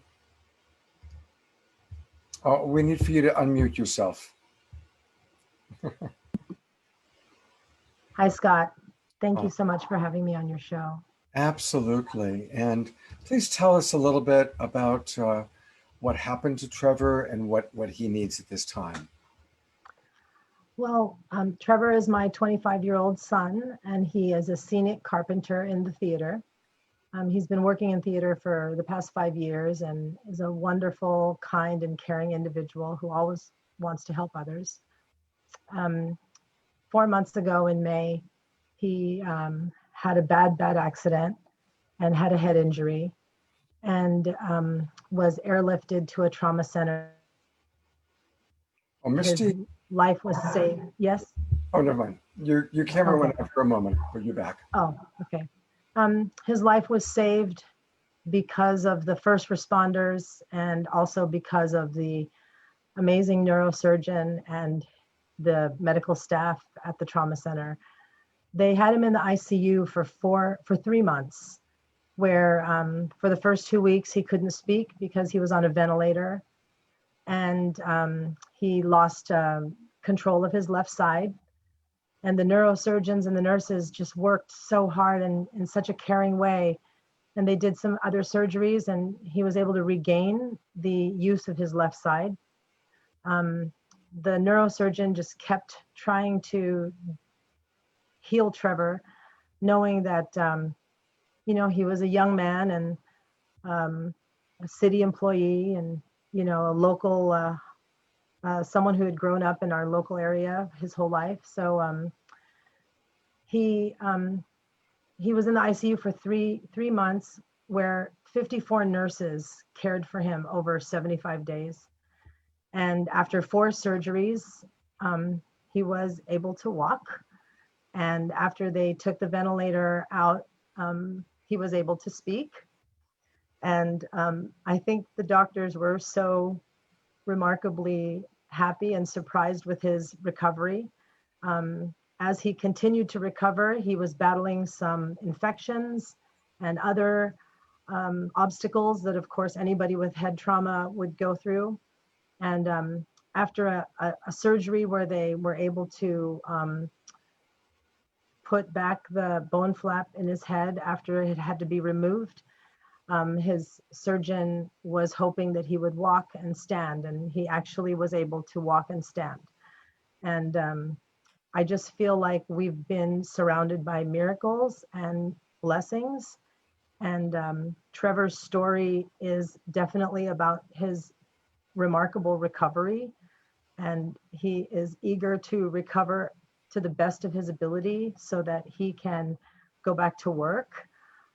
Unfortunately, because he's a theater worker, the theaters are closed and will be for a while still. But one of the things that was really difficult for us to deal with was that while Trevor's employment didn't provide medical insurance, Trevor was paying for his own medical insurance through the Affordable Care Act. And because of that, he was able to get this amazing care. But he does not have disability insurance through his employer. And so that's been difficult to cope with because now that he's in recovery, he won't be able to work for months and hopefully in a year, but he doesn't have any disability insurance. And so that's what's been difficult. And he does need care. I'm a teacher, and I am also teaching from home in this new weird environment that we have, which is very difficult. And even though I'm home teaching, I still need a caregiver to attend to Trevor so that I can attend to my classes and continue working. And his father works for the county, our county, and he's also working to help the county workers have computers at home so that they can continue to serve the county. So we both work in these what we feel great jobs, but we really also have to keep getting Trevor some care, and that's what we really are grateful for, this donation and these donors that are helping us. So I just want to thank you so much, and I literally feel like I just live in gratitude every single minute, and this has taught me so much about what is really important in life and time. Thank you for being with us. Thank you so much. And just so people know, the money that comes in, we're going to share equally to Trevor and to August and Hannah, who you met earlier. So there are 2 recipients. And again, thank you everybody who has donated. Thank you to those of you that are going to donate. We really, really appreciate it. Thank you so much. All right, it's time for some more music. And I didn't get a chance to do the full introduction for Donna. And I'm imagining many of you know her, but in case you don't, she has a real wide, expansive musical vision. Her music has encompassed pop, world music, electronica, and even devotional mantras. In the pop realm, she's probably best known for her work with Madonna. She was a backup singer and dancer. She was seen in the Madonna documentary, Truth or Dare. And she was on Madonna's Who's That Girl, Blonde Ambition, Girly Show, Drowned World, Reinvention, and Confession tours. Donna's music has topped the Billboard dance chart several times, and her voice has been heard on landmark albums by such diverse artists as Bette Midler, Leonard Cohen, Belinda Carlisle, Carly Simon, and Selena. Wow. We're really honored to have you with us, Donna. and your wonderful assistant, Amanda. Am So- I unmuted now? Yeah. Oh yeah, you've been on camera this whole time. So this time I didn't have to run up the stairs, which is a good, it's nice to not have to run up the stairs before you sing, so. Right, Thank you, Amanda. Yeah. Amanda's gonna sing along as well. great. So, And you know what? If she can turn the volume up on your mic, you're a little soft. okay. Yeah. Get close to it. Okay, I'll get closer because. Yeah, that's much better. Lordy. Okay. Great. Okay, here I am. Okay, I'll lean in. You guys sing along. Feel free to dance. This is another song I just threw in the mix, being inspired by this this evening and all the beautiful messages shared and all the beautiful wisdom. This is Be the Change, electronic bliss mix. You guys got a little bit more groove in you? Yeah. Let's do it together. Come on. Let's do it together, yeah. Everybody's talking about Krishna, Krishna, Krishna. Everybody's talking about Buddha, Buddha, Buddha, Buddha. Everybody's talking about Brahma, Brahma. Everybody's talking about the Dalai Lama, yeah. Everybody's talking about Jesus Christo.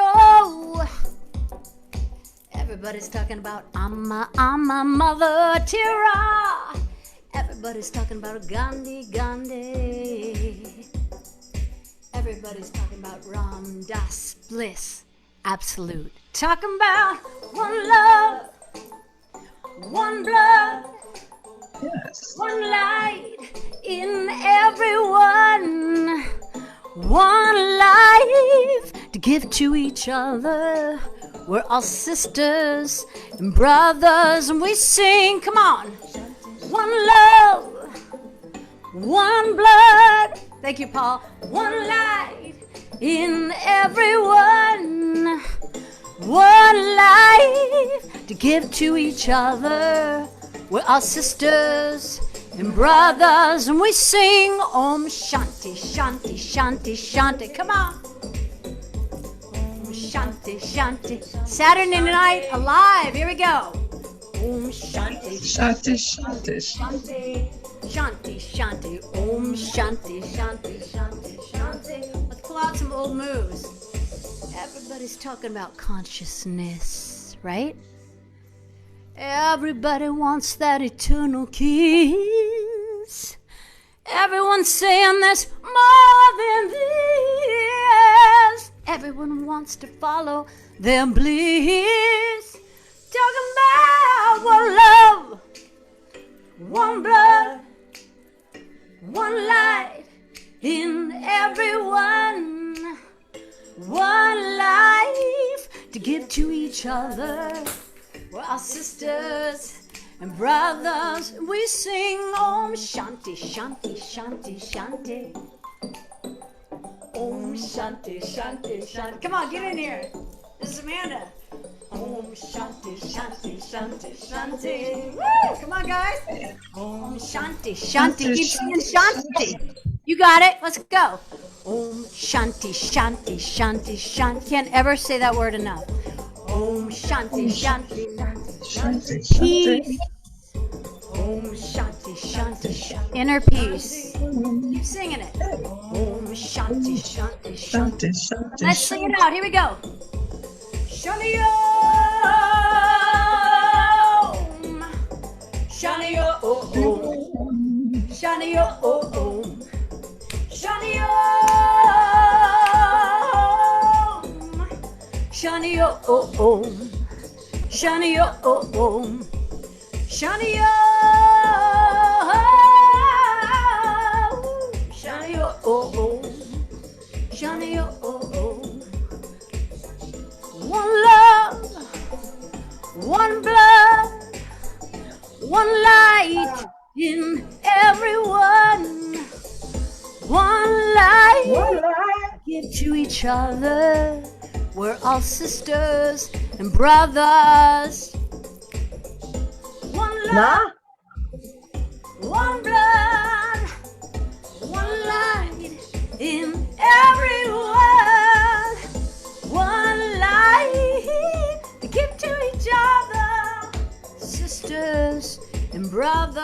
as we sing Om Shanti Shanti Shanti. Come on.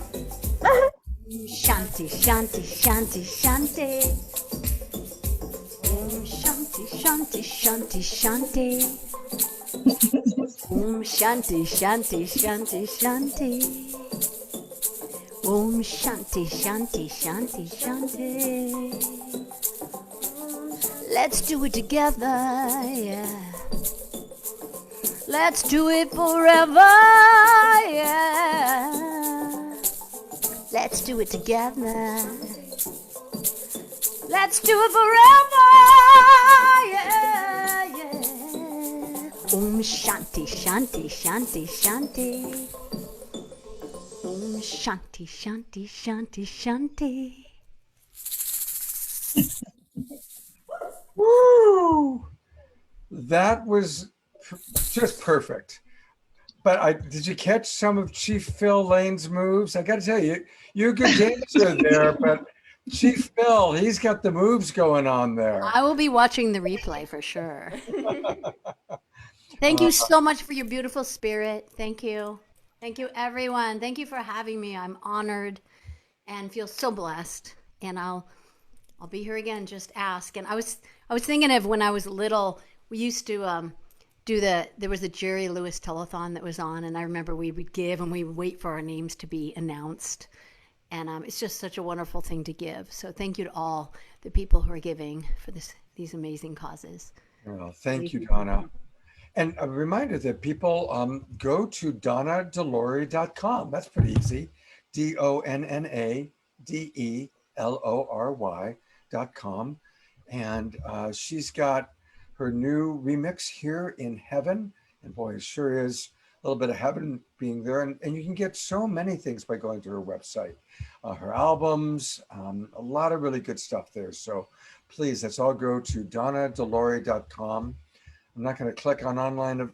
I will click on online events, not regular events. Well, there'll be a lot more coming up here, I'm sure. Yeah. And Donna, thank you for being on the show again. And we definitely hope you'll come back for part of our fall season. Thank you. And again, remember, you'll be able to see Donna doing much, much more in 2 weeks for the Shift. Wait. Yes. Shift Summit. Shift Summit Music Festival. Everyone, please tune in. Thank you. And speaking of the Shift Summit, I'm turning it back over to Stephen. Great. Well, thank you so much for rocking us out, Donna. And artists like Donna are going to have full 40-minute sets at the festival and the Shift Summit and Music Festival. So come on down for more. So next, I get to introduce Reverend Dr. Elia Mahone, who we are super blessed has recently joined the Shift team to be our Chief Inclusion Officer, and really for us to take a deeper stand on diversity, inclusion work, and really the reunification of the human family and the healing that's required to get there. She's a visionary leader. She's been a diversity trainer for decades. She's also the founder of the Next 50 Years Project. She's created her own proprietary coaching system, and she's just a real, she really speaks deep truth in a way that it can be fully received by others because it's just clear, and empowering and evolutionary. So thanks so much for joining us, Elia. Wonderful. Thank you, Stephen. Hello, everybody. Good evening. I have one of these virtual backgrounds, and so you're sort of getting a little bit of a blurry me, but that's okay. Hi. You know, I want to say that I have, 5 minutes? Let me set my timer to speak to you. I want to say that I am not a speaker. I am a facilitator. And there's a distinction between a speaker and a facilitator, and here's what it is. Speakers, you listen to them, and facilitators have you listen to yourself. And so we're going to actually have you listen to yourself right now. So all of you who have the ability to do so, who can use the chat, I would like you to start this process by putting in the age you were when you first learned about race, racism, the racial divide, the differences between people, that folks were actually seen as less than or more than, whatever it is that you happen to have learned. How old were you? Please put those numbers in, just one number, please. 7, 10, keep going. 25, 13, 6, 18, 5, 6, 19, 5, 18, 21, 6, 7. I'm just going to get 1. Wow. 12, 23, 6, 5, 4. Yeah, I'm just going to keep naming them off as much as I can see them. 33 when Roots came out. 18, 9. Keep going, folks. 20, 14. Keep going. All right, so that's enough to get a sense of it. Now, there's a variation, and keep putting them in. I can't look over there because I want to speak to you. There's a variation. I'm going to tell you how old I was the first time I learned about race, probably 2.5. 2.5. I was visiting my grandparents who lived in Alabama, in the South, in the deep South back in the day. I'm a baby boomer, so it was a long time ago, even before we had the March on Washington. So it was 57 years ago that we had the March on Washington, and I'm a little bit older than that. I won't tell you exactly how much older than that I am, but there was a water fountain at a supermarket called Piggly Wiggly. And it was very hot because, you know, Alabama can be really hot. And I had not learned to read, and I had not learned that there were some distinctions between people because I grew up in Detroit and I'm here in the rural part of Alabama in the Piggly Wiggly supermarket. So I went over to the very clean water fountain and I drank some water. My mother was shopping. She wasn't paying all that much attention to me because I was a very independent child, like I am now. I still am a very independent person. And all of a sudden, a person who was stocking the shelves, a stock boy, came over and started to yell at me as a little one. I was probably maybe 3. And I've always been a very strong-willed person. And I was like, what is wrong with him, to myself and my 3-year-old self? And then my mother came over and snatched me up and said, you can't drink out of that fountain. And I saw that my mother seemed afraid or threatened by this young boy. He was like 16. He was a stock boy. My mother was a full-fledged woman. And he was a white-skinned young man. And so we didn't talk about it because, you know, you don't talk to 3-year-olds about things like that. But that was an impression upon me. And I could go on with more and more and more stories, but here's what I'm going to say. If you were 32 and you found out that there was a difference between people, you probably were not a person of color. I would guess that that's probably true. Now, it's possible that you were. And when I say person of color, I mean a person of African descent, a person who's indigenous or First Nation. I mean a person who's Latinx. I mean a person who's of Asian descent. I mean anybody who has brown skin. Anybody that has any shade of brown skin. So, did I start? Let's see, let me look at my timer. I only have 50 seconds left. I think I started at 5 minutes and I have like 6 minutes to speak. So let me say this. You can actually, we had given you 7 minutes. So you've got 7, so I got 2 whole minutes left. You got 2 minutes left, absolutely. All right, Scott, do me a favor and let me know when those 2 minutes are up because I'm gonna stop my timer right now. And I'm going to say this. So I am honored to be the Chief Inclusion Officer of the Shift Network. And I am really proud of the Shift Network that they have actually brought someone like me into the fold. And one of my first assignments was to curate the racial justice stage at the Shift Summit and Music Festival. And so that curation happened from my life. Now imagine this. I have been a diversity trainer and a person who focused on racial healing.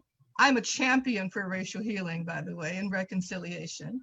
And I'm an evolutionary. And so I don't believe in there being factions. I believe in there being teams of us working together to get this done. And so I have curated the racial justice stage to reflect things like police officers talking to you about what they feel about how their colleagues are behaving.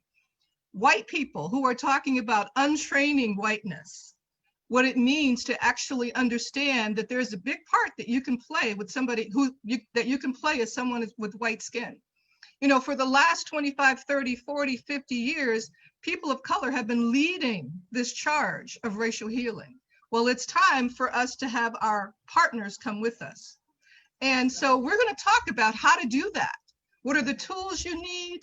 What is it that actually needs to be done in terms of preparing your consciousness? We can talk and sing about brothers and sisters all day. I love that. But there is work to be done so that it's authentic when we come together. So that's what we're going to be doing with the racial justice stage at the SHIFT Summit. I'm there on Friday and Sunday. And the police officers will be with me on Sunday, just in case you're interested in talking to them. These are folks that I know personally from the LAPD, some of them, and some of them not. Some of them actually can't even say where they're from because they're not allowed to. But we're going to have a very raw conversation, even in a short period of time, about what it is that we can do to finally put this to bed. So that little girls who are 3 years old in the Piggly Wiggly store, even though that was over 50 years ago, whatever the version of that is now, that we can literally remove that from our experience as human beings. And so I think, where do I know you from? This is Evalie. I don't know. I've been around for a long time. So I do a lot of things. I am definitely very much involved in spirituality. I have my own coaching program as well. But there's no telling where you know me from because I keep moving all the time. So, Scott, I don't know if you were able to receive the email that I sent you, but if you were not, what I'm going to do is to put into the chat an article that I wrote for the Shift Network. It was right after George Floyd, and this will give you a sense of my vision and my intention and my dharma. And it's about racial healing and what we need to do to really get it done.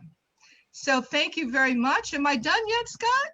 Well, hopefully not, because we need your work. But I have pulled up the link that you sent me. And, okay. There it is. Riots, Racism, and Reproach. Is racial healing still possible? So this is, you can find it by going to the shiftnetwork.com/blog. And I'm guessing that if you then go to the search, I just put the link literally in the chat. Great. It's literally right there. Also, and yeah. Also want to support all the people watching on Facebook, that they aren't going to be able to see it in the chat. So that's why I just want to let people know you can go to the shiftnetwork.com/blog. And I'm guessing that if you then put in the search bar, riots, racism, reproach, it'll come up. So that's a way for people at home. I'll also, not tonight, I mean, not now, but after the show's over, I'll put this link into the chat box on Facebook. Yes, thank you, thank you. Thank you very much, everybody. I need you to come be with me. Thank you. I really appreciate the work you're doing very much. Yes. And looking forward to collaborating with you in the future. You know, speaking of collaboration, one of the things that both Deborah and I have been just marveling at is, since the pandemic started, the remarkable collaboration of people. I'm from LA. I was born and raised in LA. I was working in the entertainment industry at the age of 17. And so honestly, I grew up in a very competitive world, a very competitive environment. And I have had to work on my competitive nature. I was a tennis player, a baseball player. I was a pretty competitive guy. And I'm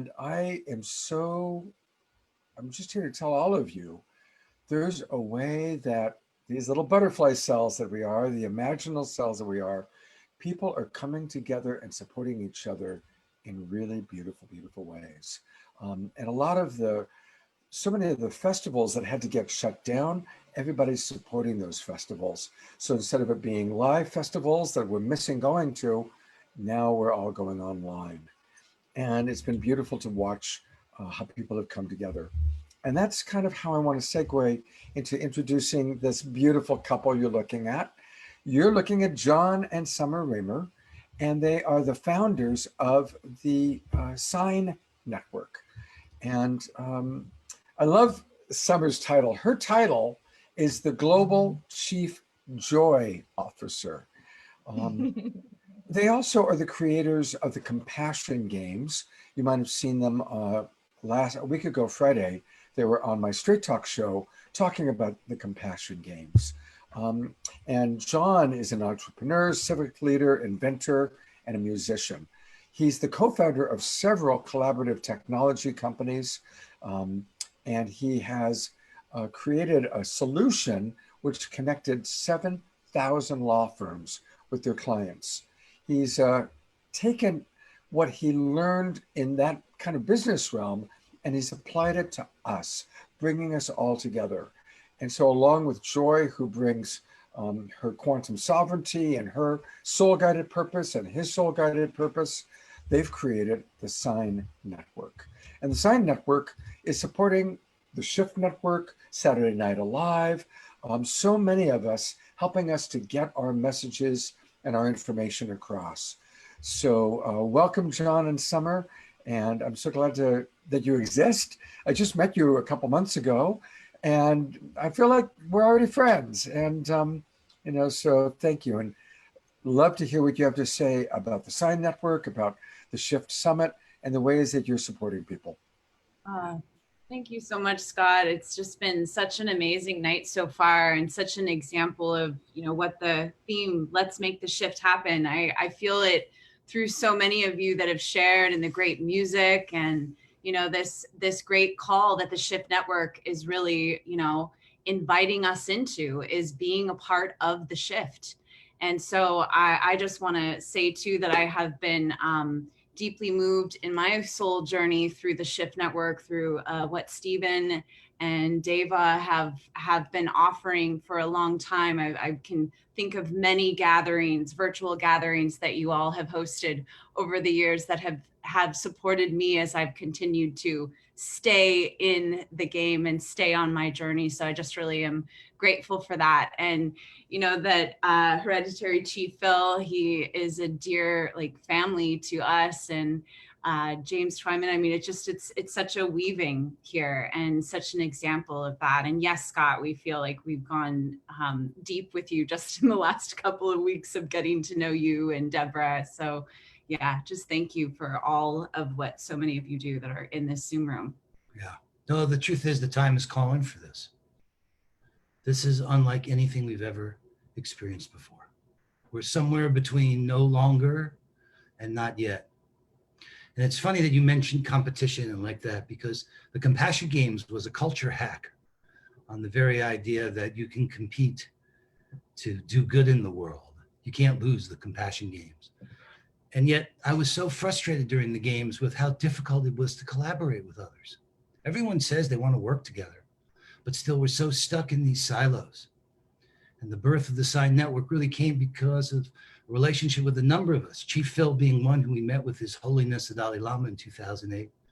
But then on a trip to Ethiopia with Ben Bowler from Unity Earth, with David Gershon from the Empowerment Institute, we realized that the traditional way of collaborating just wasn't going to be enough. It wasn't enough to say, okay, I like what you're doing. My board of directors, if they approve, will put your logo on the website. I mean, that ain't going to make it. So we built a network based on trust. That's why we have over 200 Facebook pages that are connected to each other. That's why we're able to make a sign wave in support of each other. And with the 11 days of global unity that are coming, it's the 16th year that that's happened, from 9/11 to 9/21. And in support of what Stephen and Philip are doing, what all of us are doing, so many people got the message that this is a time for us to unite. This is the time for us to have the tough conversations we were just talking about. You can see it emerging all over the place.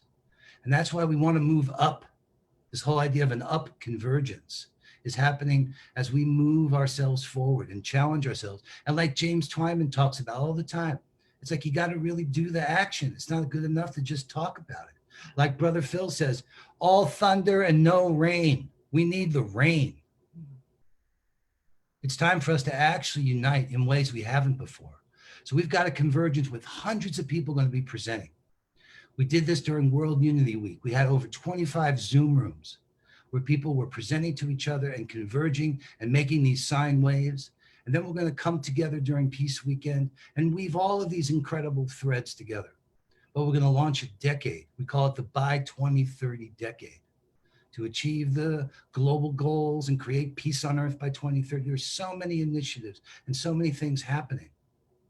But if we do them independently, if we don't start looking to see how our shared interests are greater than our individual interests, and if we think strategically about how we can weave our strategies together, this is the thing I've been blessed with. This is the thing that I'm devoted to. It's from my roots as a musician. You know, Jonathan Granoff asked me, he said, what's the most important instrument in the orchestra? I didn't know. He said, it's the tuning fork. So can we attune? Can we do like you've been saying here? Can we find that peace within ourselves? Can we achieve that level of intrapersonal holiness for the interpersonal wholeness that we need to start to really change and strategize? There are members of sign like Ubiquity University, but for 80 some odd days, Humanity Rising. There's so many groups that are saying, okay, let's try it together. We're better together.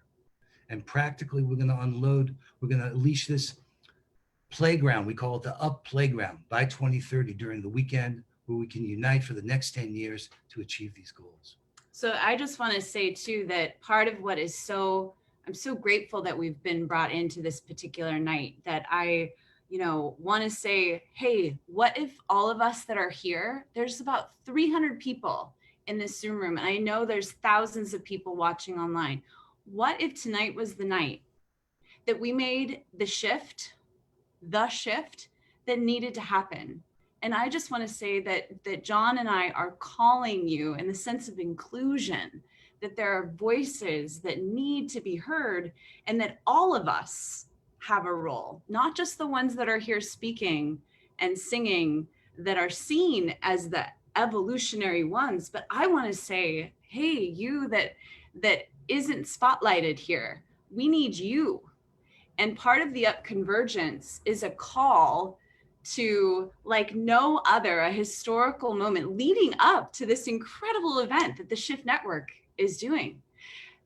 That September 11th, for 8 days, there is this calling for you to present, to be of service to this Up Convergence, that it is personal too. I have a lot to up my game about as well, in the sense of collaboration and what am I not doing, or what are the patterns before me that I can get out of the way for this greater unity and peace that I think all of us are, that Krishna Das is singing for in his mantra, that energy and that frequency. What is the action that James Twyman is calling us to? And in the prophecy, we are all prophets of potentially, oh my goodness, peace on earth by 2030.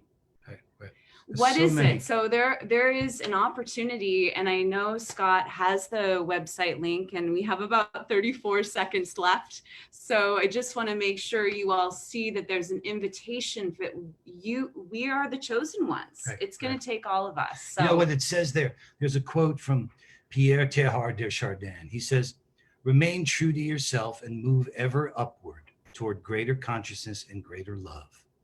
At the summit, you will find yourselves united with all of those who, from every direction, have made the same ascent. For everything that rises must converge. So there'll be open space. Everyone's welcome to host a session, make a presentation. Let's distill and find out what are those solutions, like donut economics that's happening in Amsterdam and all over the world. There are the solutions, but we need the will and the way. And also to be a part of the conversation, to participate. These are participation experiences that we need you to be in the Zoom room with us. So thank you so much. And I know our time is up. Wow. We're on fire over here. Thank you. And again, that URL, by the way, was peaceweekend.org. Peaceweekend.org. For those of you watching on Facebook, write it down, put it in right now. peaceweekend.org. We can get a lot more information about it. And in a little while, actually, we're going to hear from Philip, who's going to talk about the International Day of Peace. I want to thank our donors because it's pretty remarkable what's happening. And I'm really just so grateful. So here we go. I want to thank Heather, Natalie, Judy, Tim, Cherie, Kim again, a different Kim, Barbara, Dorina, Amy, Lisa, Jane, Gail, Christy, Susan, and Denise. Thank you all so much for your incredible generosity. And I know that August and Hannah and Misty and Trevor are very, very, very grateful. And now I get to turn it back over to my partner, Deborah. Thank you, Scott, and thank you, everyone, again. And now we're going to bring back this musician, and I want to say he's definitely one of those people that chose to incarnate on this planet during these amazing times for his divine mission. For over 25 years, James Twyman has been known as the Peace Troubadour, and he's traveled in countries that were at war to share prayers of peace.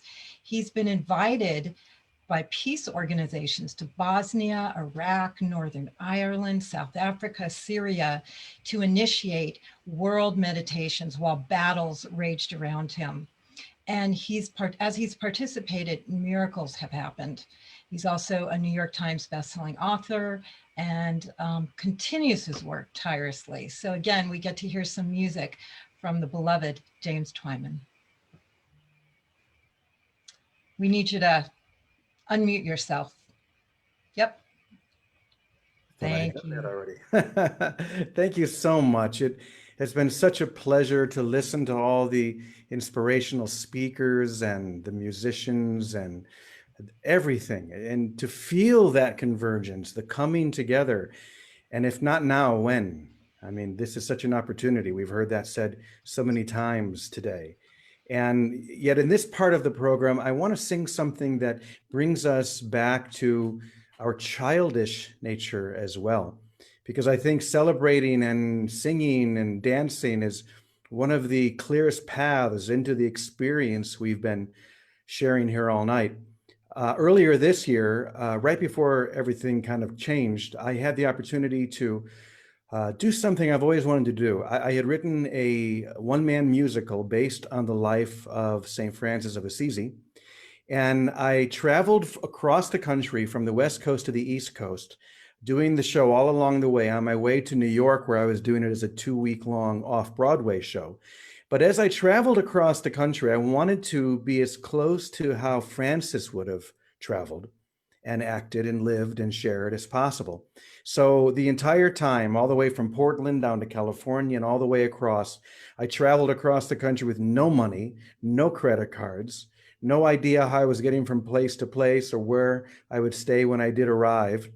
And it was one of the most blessed and fulfilling experiences of my life, because everyone stepped up. Everyone would, I thought I'd be hitchhiking or walking, not even once. And this is one of the songs that I shared during that musical. It's one of my favorite because it is uplifting. And I know this is a part of the program where we should feel that uplifting energy. So this is called Simple.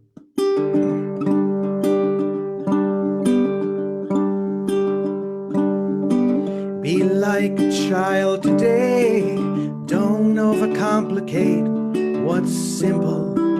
Yeah, so simple. Love's power in you is strong. You don't need to wait so long. It's simple. Oh, so simple. I do believe that you can finally see what I've tried to get you to understand. It isn't hard to see what has always been true. If you take my hand, just take my hand.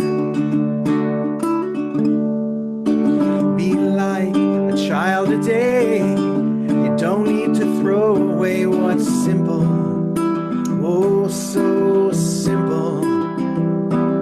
I've tried so many times, but it was all just in my mind. It was simple, oh, so simple. The simple point is to never hesitate to offer love you feel inside. That's the only way to never complicate and to keep your heart open wide. Be like a child today. You don't need to throw away what's simple. Oh, so simple. Here's what I'm telling you, that love alone is true. It is simple. Oh, so simple. Oh,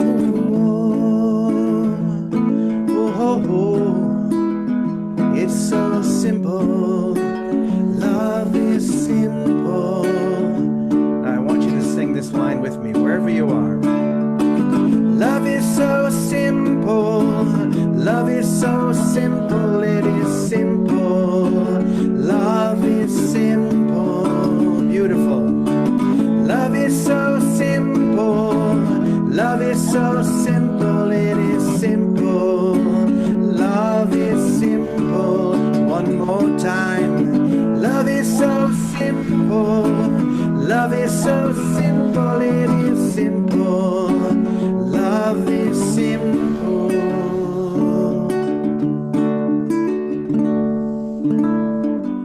Just be like a child today.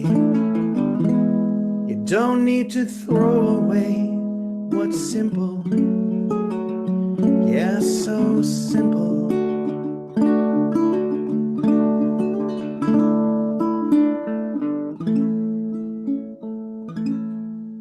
Let's keep it simple. Thank you. That was beautiful. Thank you so much. And I actually want to show a couple things. Tell us a little bit more about the course you're going to be doing, inspired by your connection to St. Francis. Well, I'm so thrilled to be offering my first class through the Shift Network. And it's so great to be able to share it on something and someone who I am so passionate about. As we said before, this is a radical time and it requires a radical response. And that was certainly true 800 years ago in the time of Francis.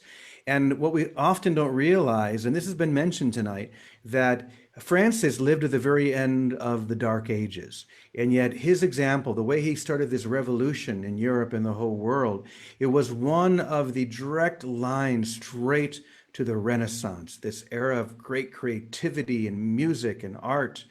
And it's true, if we think about it, that we live in a rather shadowy time right now, but the shift is all about realizing that together, if we become a radical like Francis and take this seriously and do all the things we've been hearing and sharing here tonight, that we can create a new Renaissance. We can create a new era of light and brilliance. So yes, on the Shift Network, I'm pretty sure you can still watch the hour-long conversation that I had with Stephen. And then this Tuesday, we start the 7-week course. You can start it late if you don't get in there right away, but I'm just really super honored to be able to share this radical story of Francis and how we can apply it to our lives today in this very important time. Beautiful. And also people can find out a lot more about all the things that James Twine is doing by going to worldpeacepulse.com. So for those of you watching on Facebook or YouTube, it's worldpeacepulse.com to find out more. And you can receive emails from James by clicking there. So James, it's been just wonderful having you on the show tonight. And I hope you'll come back for our fall season sometime. Oh, invite me. I won't say no. All right, absolutely. Well, of course, we're talking a lot about the Shift Network, and it's my pleasure to turn it back over to the founder of the Shift Network, our co-host tonight, Stephen Diamond. Wow. Well, thank you, James, for that inspired song and just so much beauty, heart beauty that radiates from you. So next I get to introduce one of our most beloved Shift colleagues who has been tasked with building a peace movement that can help us create a planet of peace by 2030, that we really can turn things around. And Philip has been dedicating his life to that for the last 8 years now. He has a previous history in the Peace Corps and Search for Common Ground. He's a very serious spiritual practitioner, and he is really extraordinary in his ability to just see and honor the beauty and blessing in so many souls. So he's really great at weaving larger people together, and he's created really, I think, the best International Day of Peace program in history. So Philip, welcome to tonight. Yay, thank you, Stephen. And I just want to say it's such a delight. Deborah and Scott, thank you, and everyone who put this together. Such a delight to see all of our friends together here, or just many of the friends. And that's one thing I've enjoyed about peace building. It's all about relationships, and these relationships build up over years, if not decades. And so a lot of the relationships that you see here have been building over time, and there's a lot of others. It just ripples out. And one of the things I've noticed in working in peace building now over 30 years, search for common, having lived in Sierra Leone before the war and went back during the war, and having seen the country go through a falling apart and going in and out of places like this, is that the hearts, minds, and souls of people all around the world are creating peace. It doesn't get the spotlight, but there's been this exponential wave of peace building emerging around the world, from interpersonal all the way to international, and it's been quietly happening at the Shift Network for the last 8 years. We've interviewed hundreds of peace builders. You go to the World Peace Library. We have the first bird's eye view of looking at peace from inner to international, and it's available for free. It's a free resource, and so we've been celebrating that there is this emerging wave of peace. And now it's showtime. And the good thing is that this wave of peace building has been emerging around the world. And so there's all these people like John and Sandra were talking about, all these people have been working on peace. And so these solutions exist. And so what we're going to do with the Shift Festival, we're going to have a peace stage. We're going to be looking at three things there. Global collaboration between nations, healing trauma and collective wounds, personal peace in time of crisis. And those are prior to the International Day of Peace. And then on the International Day of Peace, and just so you know, in those conversations, we have many relationships we've been building over the last 8 years. Relationships I've been building over decades. People who are just real brilliant peace builders, like Uzra from the Alliance for Peace Building, and Michael Nagler, and people who are really in the trenches doing this and speaking. And then on International Day of Peace, we're just going to have this big party. International Day of Peace has been around since 1981. It's estimated that 500 million people around the planet celebrate it the last few years. And it's a global birthday party. It's a birthday party saying, yes, we want peace. And so what we're going to do is, on this theme of let's make the shift happen, is we are going to have a major celebration, 8 hours. We're going to have ceremonies. We're going to have ceremonies by John Stewart, a flag ceremony acknowledging all the countries around the world. We're going to have a ceremony coming in from our partners, Uplift Connect, live from Jerusalem, an interfaith ceremony. And then we're also going to have a ceremony closing it by the Global Peace Initiative for Women, also another interfaith ceremony closing it. We're also going to have music peppered throughout there, music from Jerusalem. We're going to have Michael Fronte, Ubal Ron. We're going to have a range of musicians that keep it kind of flowing. And then we've got these messages, and this is really sweet. We've got messages from over 30 young people from around the world sending their messages for the International Day of Peace. And if you want to be touched, to watch children from Iran, Uzbekistan, El Salvador, and see all of them saying, we want peace. We're also going to have a youth panel from Poland, from the town next to Auschwitz. And they're going to be talking about a global peace center, which is going to be built there. So when people go through Auschwitz, they can come out, they can be devastated by the worst of humanity, and then they can see the positive potential of humanity and the practical ways we can avoid such violence. We're going to have amazing speakers like Jane Goodall and Dr. Bernard Lafayette. This man is a national treasure. He was with Martin. He worked right side by side with Martin Luther King in Selma, all across. He was with Martin Luther King in Memphis in the same hotel just prior to Martin Luther King dying. He left him that morning. Martin Luther King said we have to institutionalize this work. He's been traveling around the world building institutions of nonviolence. And his stories I mean, the man he is literally a national treasure. He just spews forth this wisdom based on practical experience. We're going to have Deepak Chopra, Steve Kilauea, who created the Global Peace Index, which can measure the most and least peaceful country in the world and the economic impact of lack of peace. We're going to have Azim Khamisa with powerful stories.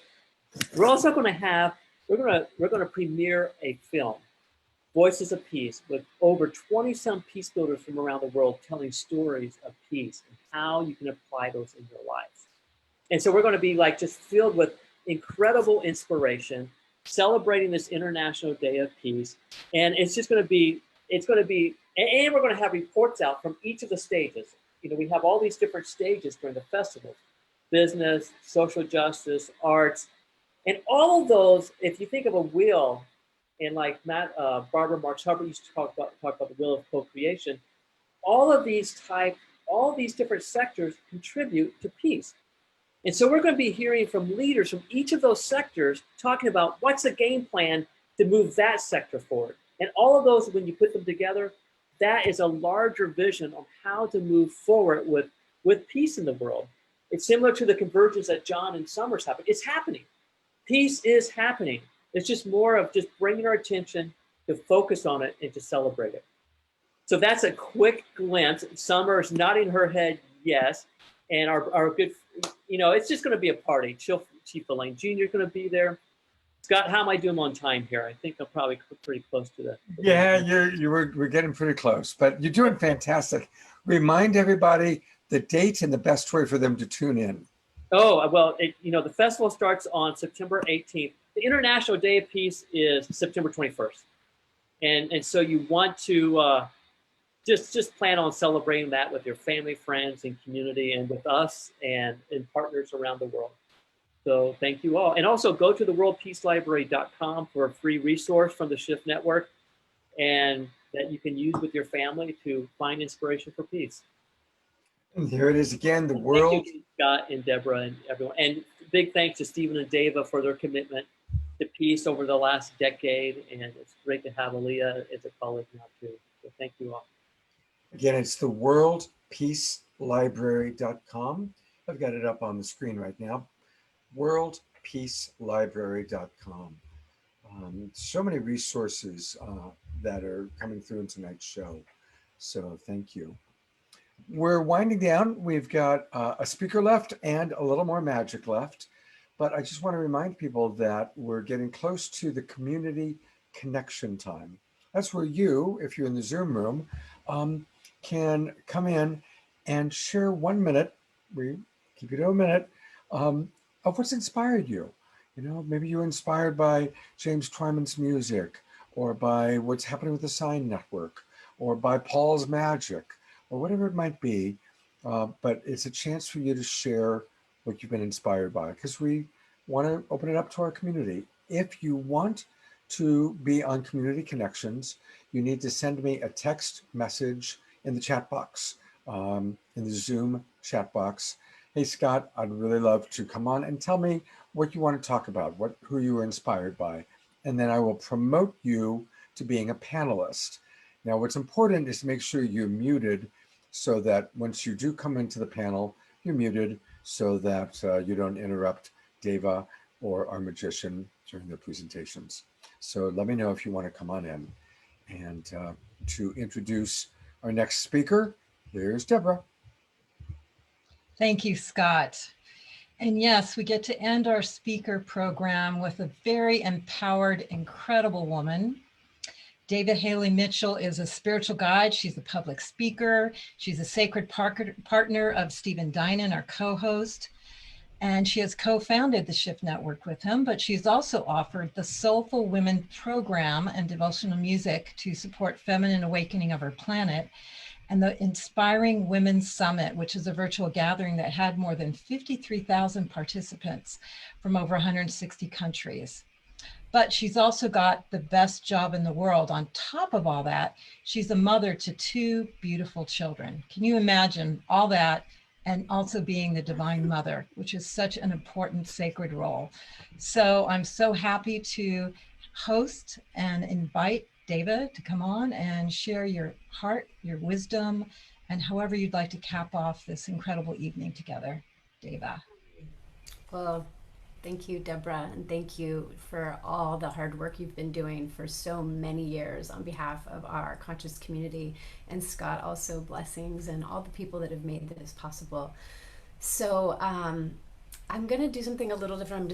I feel like what I wanna I know we're coming to a close. I wanna do a little bit of a transmission from the Great Mother, because when Stephen and I have really dreamed into our version of what is the shift about, at the core of it is really the balance of the masculine and the feminine. And the feminine, for me, is so about the heart. And as Deborah was just mentioning, we have two beautiful little girls. We have Phoenix, who's just 10 and a half months, and Sienna, who's 3.5 years. And just tonight I was looking deeply into Phoenix's eyes, the little one, and she's this little bubbling being, this delightful bubbling being. And the joy that I feel when I look in her eyes is so immense. And then simultaneously the heartbreak of what is the world that we're leaving for our kids, and the challenges that the next generation is going to inherit. And so as I feel into that for my own kids, I feel into the immensity of what the Great Mother, that universal life force that is feminine, must feel as she looks down at what's happening, the planet, all the beautiful innovations that so many of us are part of, and then at the same time, the devastation that's happening to the earth, the peeling back of so many advances for women, which we'll be talking a lot about on the stage. So I just want to invite all of us to, I'm just going to use my bowl here to help us just come into the mother energy together. And I'm going to do a very brief, whatever comes through from the Great Mother to me, but this is to that feminine part of in all of us. We're all a combination of masculine and feminine. So that part that is feminine and that is connected to the children is what wants to come through now. So I'm just going to use this little bowl, and if you would just close your eyes and just drop into the center of your heart, the heart in you that loves so much and hopes so much and is part of the shift, and the part of you that also, like me, may be a bit heartbroken at the same time. So, and I'm just going to do a very brief little invocation here, and if you know these words, sing along with me. Ancient Mother, I hear you calling. Ancient Mother, I hear your song. Ancient Mother, I hear your laughter. Ancient Mother, I taste your tears.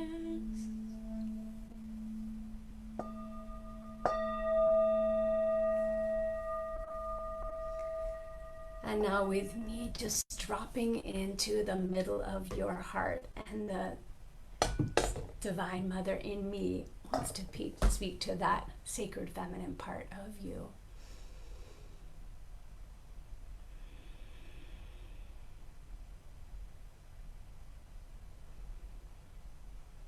My beloveds, thank you for hearing the call. Thank you for showing up and being part of the shift. We know that this is a precious moment, a moment that will not come again in our lifetimes. And we each know you are the one we've been waiting for, the collective you. We are the ones, you are the ones. And now is the time, and we've known this, and you've known this. And so now we bring it into fruition. And so I call on you from the depths of my being to show up and do your sacred piece, because the world depends on it, and life as we know it and the possible becoming the future that we want for all is in the palm of our hands and could slip away. We are beyond the 11th hour. We are at the 12th hour, and there is very little time, but it is possible, and we must each collectively do our piece. And I thank you. I thank you for showing up, and I thank you for going the distance. And this next period may be difficult, and we will be tried, and we are each called. So I invite you in this moment to close your eyes, drop in your heart, and let the Great Mother whisper into your ear, what is your sacred piece now? What is the thing that you can wake up for the next month and year committed to make a difference in your small way or your huge way? Because now is the time. There is no tomorrow. It is now. So just letting the silence speak.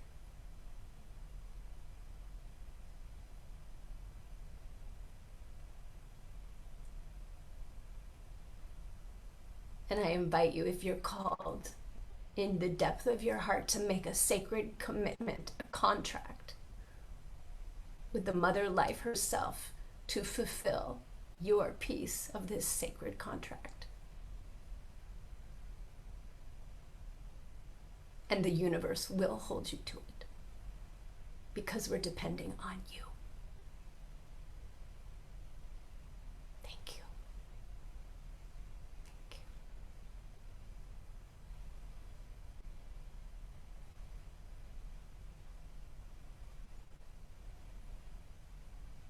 Thank you, Deva, for just bringing us into such an extraordinary state. And I'm actually just going to have silence for a minute while we all ponder your request.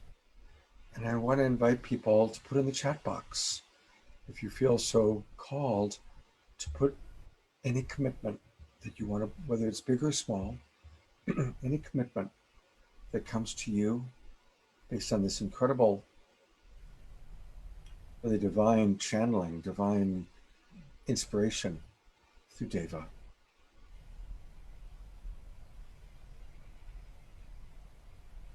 What commitment do you feel called to really make for the transformation of our world?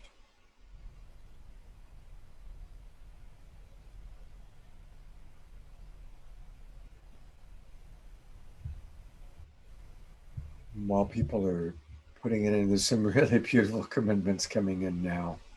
Beautiful, beautiful. Thank you, everyone.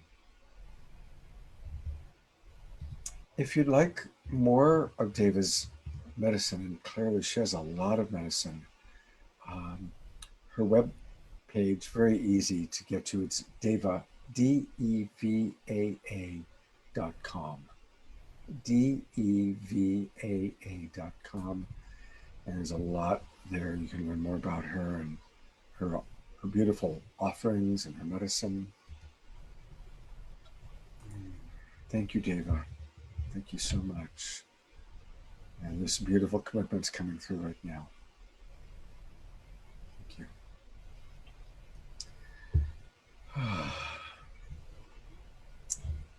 And again, a reminder that Deva and Stephen have put together this really remarkable summit, the Shift Summit and Music Festival, September 18th to the 21st, culminating with the International Day of Peace. Let's all go to theshiftsummit.com, register. This is going to be an extraordinary, truly life-transforming weekend. So thank you very, very much.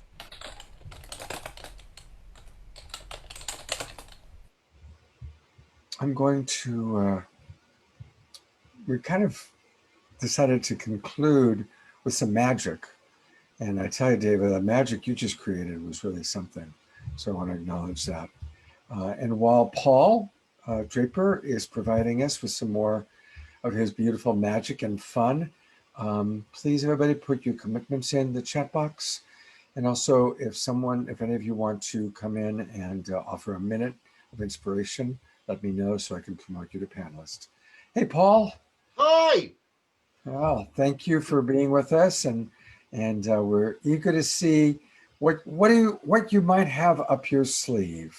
You know, it's funny. Deva reminds me of one of the most powerful theatrical moments of my childhood was in the Never-Ending Story, the young princess saying, "Say my name," and all he had to do was say her name, give that commitment, and he would have saved her entire world. In the same way, Deva calls on us to just say from our inner heart what's speaking to us so that we can save this real world instead of the theatrical one.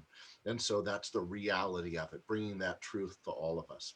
So I was working on the Navajo Nation as an anthropologist, and this is a Navajo flute, a Dene flute. They call themselves, the ancient name was Dene, the people, right?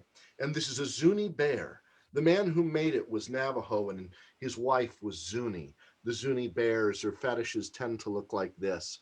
They have this heart line, this breath line, because they believe that they can meet you and take your hand and breathe you into their heart. They said that there used to be a world covered in ancient beasts, in monsters, with claws and fangs and hair, and they would eat us. And the gods said, "Don't eat them, we like them." And the beasts, they said, "We like them too, they're delicious." And the gods said, "Don't eat them or we will punish you." And they were punished. They were turned into little stone carvings. And they say if you're walking down a path and you see a stone carving, it probably is one of those beasts.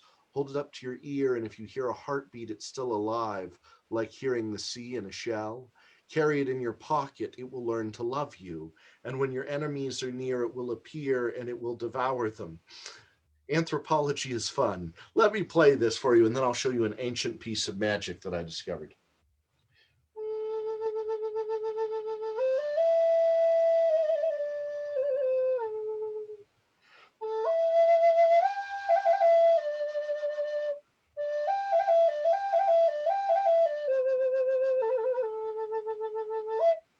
I was working as an anthropologist when we found a pre-Columbian, long pre-Columbian artifact, a clay vessel. It's from 800 years ago. The radiocarbon dating was 800 years old, wrapped in a textile from 600 years ago. So the United States has been around, what, 250 years? But 800 years ago, someone created this ancient piece of magic, and it was carried by magician to magician for 200 years until finally it was buried with one. And no one knew what it was. I realized that it was a piece of performance magic, ritual magic, and I had it recreated in the same material, same size, to share with you. Instead of gathering around the firelight, we're around the screen light to perform an ancient ritual. It's a clay pot filled with water. Empty, empty, empty, empty, empty. Imagine we gather around. The rains have not come. The land is dry and cracking, the animals are withering. We wonder, will we survive? Someone says, let's come together as a tribe and work to make the magic. Again, the magician is the threshold guardian who gives a visual representation of what the real magic could be. So everyone work with me. I don't know what their ritual is, but this is ours. Rub your hands together. The clouds start to form. Snap your fingers. The raindrops start to fall. Clap your hands. The clouds start to burst.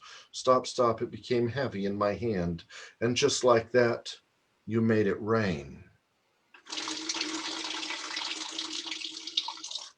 Imagine 800 years ago, a community comes together and someone says, if we work together, anything is possible, that we can make the world green again, that we can make beauty together. If we all work together, rub your hands together like this. Snap your fingers like that, the raindrops start to fall. Clap your hands, the clouds start to burst. Stop, stop, stop, just like that. I felt it get heavy. You made it rain.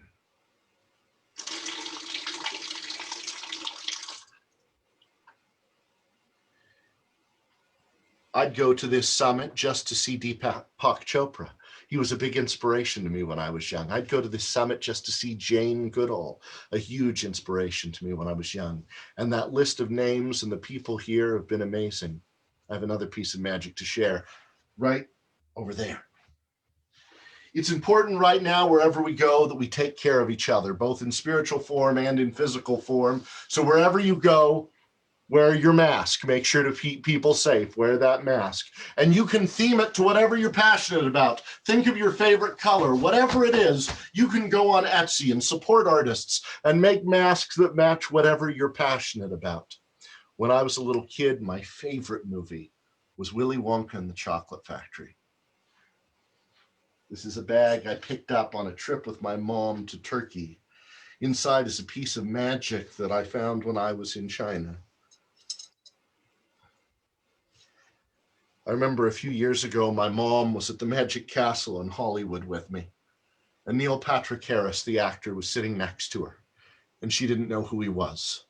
And I heard them talking when I was behind the curtain, and Neil said to my mom, "Do you perform any magic?" And she said, "Just one trick, I make magicians appear, but I've only ever done it once." This was her favorite thing that I did, so I'd like to share it with you.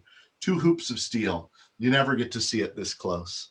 With a song from Willy Wonka and the Chocolate Factory where we all have a front row seat. It goes like this. Come with me and you'll be in a world of pure imagination. Take a look and you'll see into your imagination. We'll begin with a spin, traveling in the world of my creation. What you'll see will defy explanation. If you want to view paradise, simply look around and view it. Anything you want to, do it. Want to change the world. Nothing to it. There is no life I know to compare with pure imagination. Living there, you'll be free if you truly wish to be. Yay! I believe in the message of the shift, and it's time for us to have greater inclusion, more voices, to believe in the world that we can imagine it to be. Thank you for letting me share a little magic with you today. Oh my God, that was just fantastic. Thank you so, so much. I went to gallery view so you can see everybody kind of applauding, and it was really great. Thank you, Paul. If you want to find out more about me, pauldraper.com. That's simple. And by the way, it's pauldraper.com, not there was an accident. Mentalmysteries.com. They both take you there. Okay, pauldraper.com, mentalmysteries.com. And I sure hope you'll come back and be part of our fall season. I'd love to, anytime. All right, great. Well, we're going to call on you. Fantastic. Thank you. Thank you very, very, very much. Oh, wow. Well, what an evening we've had. Every show we do is special, but this one has just been so heartfelt. And again, I want to thank Stephen and Deva and all the people from the Shift Network. And I'm going to turn it over to Stephen for some closing comments, and then we'll go to community connections. And a reminder, if any of you, I'll come back to me for 1 sec. A reminder again, if you want to come on and speak, I have brought a few people in as panelists. I might have missed because I was so enraptured watching the magic. So if you've asked to come on and I haven't responded, put it in the chat box again. Take it away, Stephen. You know, I feel like so much has already been said, but what I'm feeling called to share is just the moment when I got the vision download that I was supposed to create the Shift Network, and just it was how daunting it was, like to create like this global network, and I didn't have a background in business or media or anything. It took me 10 years to get it off the ground, and you know, I've almost gone belly up several times, and it's just really, first of all, I'm really grateful that we're at a stage where we can serve as many people as we have, but I share it just because I feel like whatever came to you during Deva's transmission, whatever, however small or however big it is, just trust it. That if you just keep leaning in and you keep moving forward, you can make extraordinary things happen. It's a lot about tenacity and trust and surrendering to the vision of what you're here to do. And so we want to empower you in the ways that we can by amplifying the voices of great visionary change makers and partnering with every person who has a vision that is here to really help turn things around. And the world really needs it. We need to live. Deva and I really want to leave a beautiful world to our children, and I know you share that commitment as well. So thank you for showing up in this incarnation, and thank you for showing up with all the ways that you are here to create magic on this planet. Thank you, Stephen, for everything that you're doing. And for her closing remarks, my partner, Deborah. Thank you, Scott. Thank you, Stephen. Thank you, David. Thank you, all the presenters. So much love that we have generated tonight. And that's really the bottom line that we're sharing here. So I really want everyone to really receive all this love, all this passion, and keep sending it out to everyone around you, because that's the bottom line of it all. And I want to invite you back again next week, where we're going to have another amazing show. It's going to be Indigenous Wisdom as a source for deep healing transformation in our challenging times. And I think we all know that the Indigenous have a lot to teach us, have a lot to share. They have a big voice right now. We're going to have Chief Golden Light Eagle. We'll have Chief Phil Lane back, Flor De Mayo, Grandmother Flor De Mayo, and Tarka from South America, and incredible musicians and many other people. So don't miss that.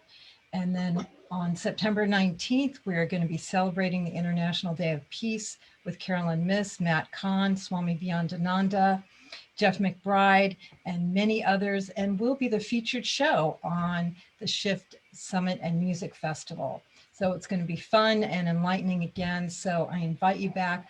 Please tell people about this show. Please share it. Because we want to keep growing and flowing and continuing on. And thank you so much for your donations. I think this has been one of the most largest donated funds that we've gotten. And it's really great that I'm going to be able to write some big checks to our recipients this time. So thank you so much. Thank you for all your love, and goodbye. So while I get ready for the community connections, I just decided I want to show the Shift trailer one more time, because a lot of people came in later in the show. So for those of you that didn't see this, and for those of you who get to see it a second time, here's a little bit about what's going to be taking place in 2 weeks.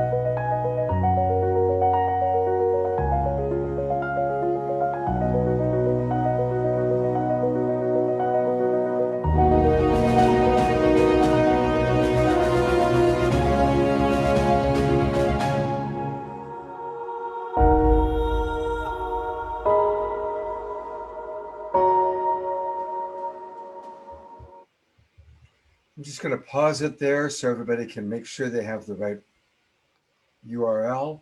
It's so simple, theshiftsummit.com. Everybody, please register. And we just have an amazing, it's going to be a really remarkable weekend. All right. I am going to read one last time the people that have donated, because we've received more donations since the last time I read that off. But I'm going to do that at the very end. So you still have time to donate and have your name mentioned if you like, or you can always donate anonymously. So we've got a few people that have asked to come on and share a little bit. And the first person I'm going to bring on is coming all the way from England. It's Elia Rose. And my gosh, in England, it must be like 5 o'clock in the morning right there. So I really appreciate people in Europe that are watching our show live.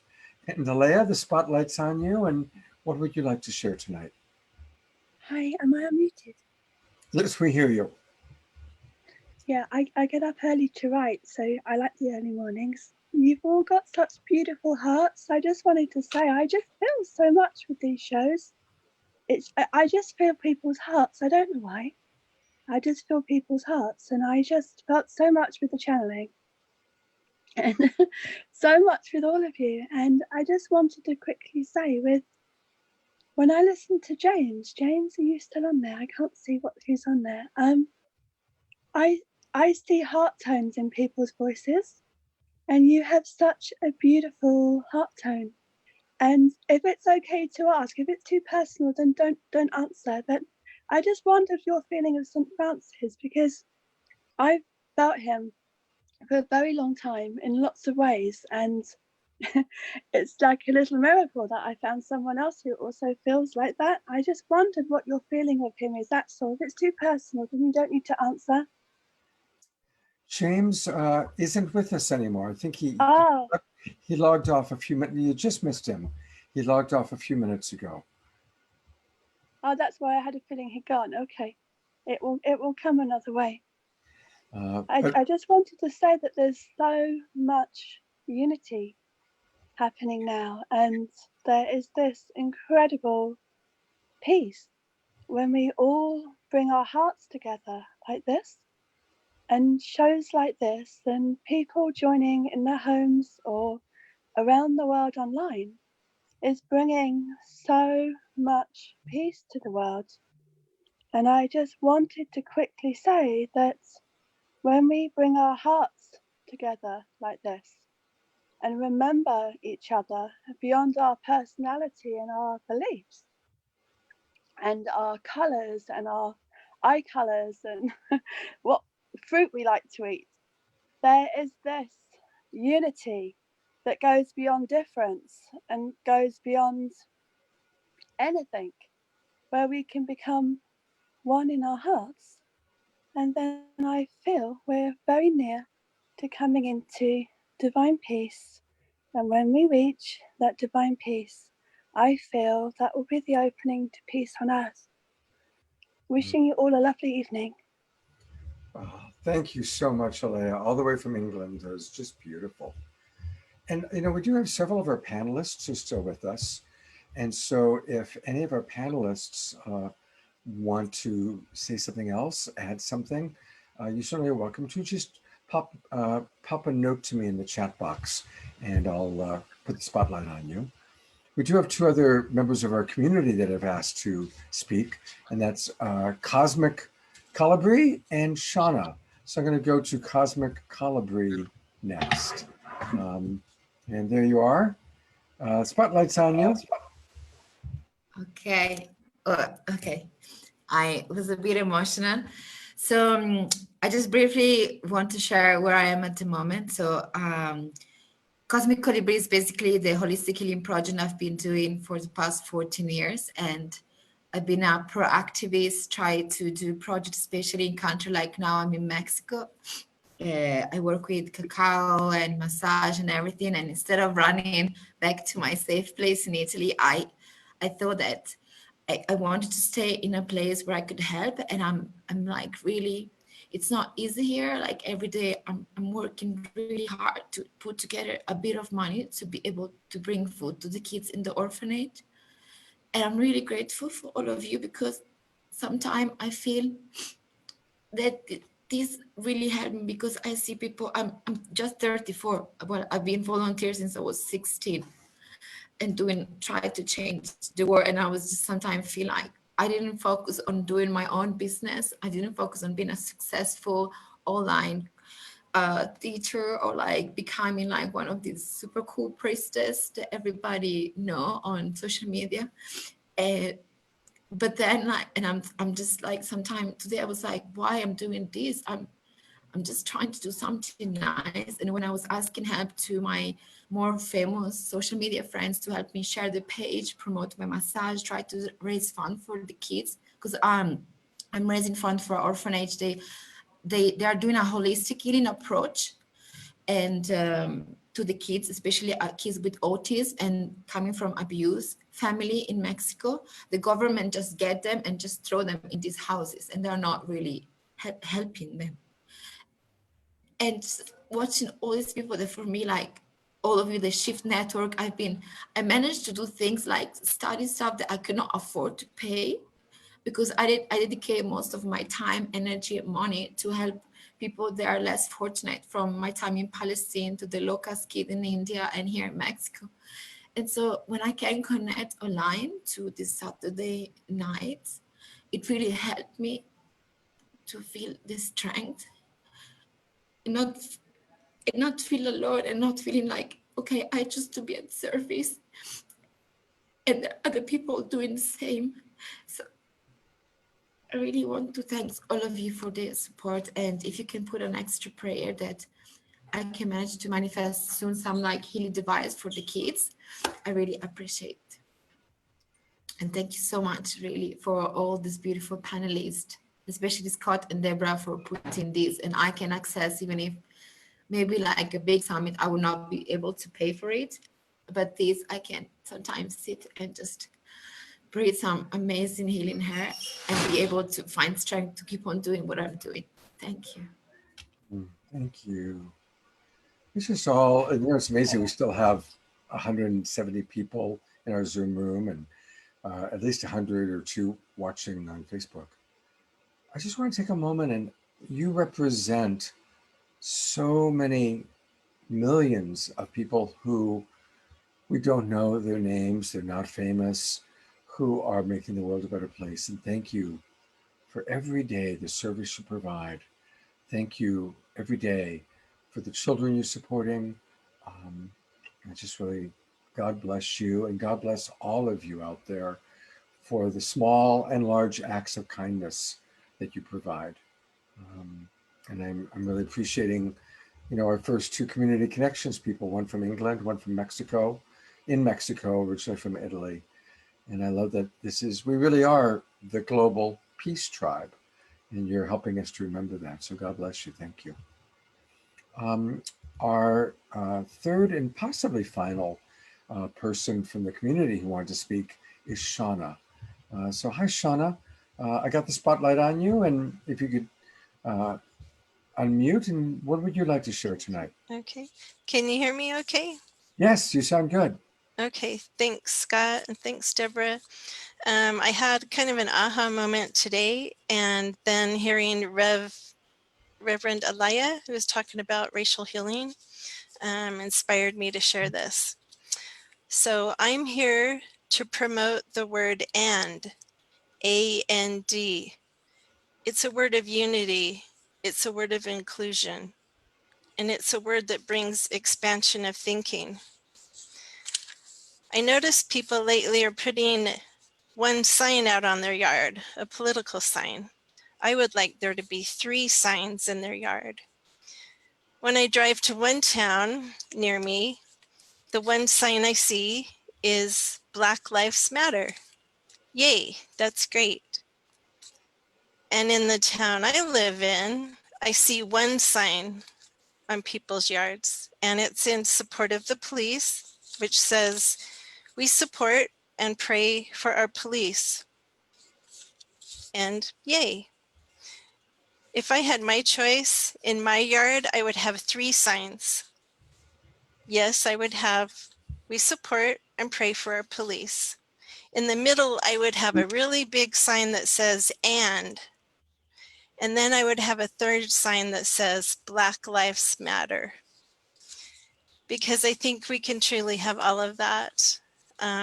We really need to have police reform. It's important that we have a total ban on chokeholds nationwide. It's important that we have a ban on no-knock warrants to prevent what happened to Breonna.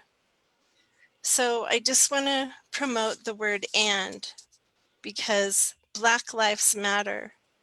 And yes, we can also support our police in the important work they do in the community.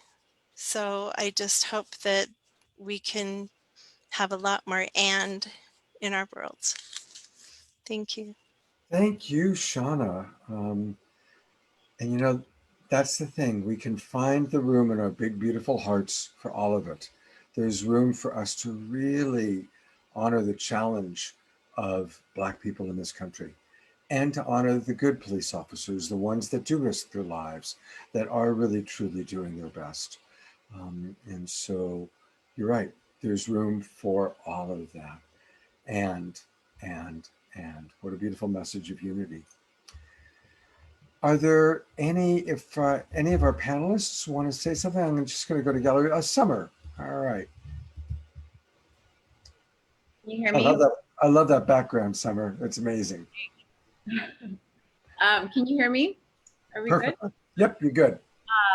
John is still here. He's cooking dinner. but I just thought I wanted to just speak to as well, hearing cosmic, and also, you know, in light of what all the donations are going to for Hannah and August. I've just been feeling them a lot throughout the many hours, and you know how is this serving people like Cosmic, and how can the shift be a support? And I just felt like I wanted to speak up just one more time in regards to the up convergence.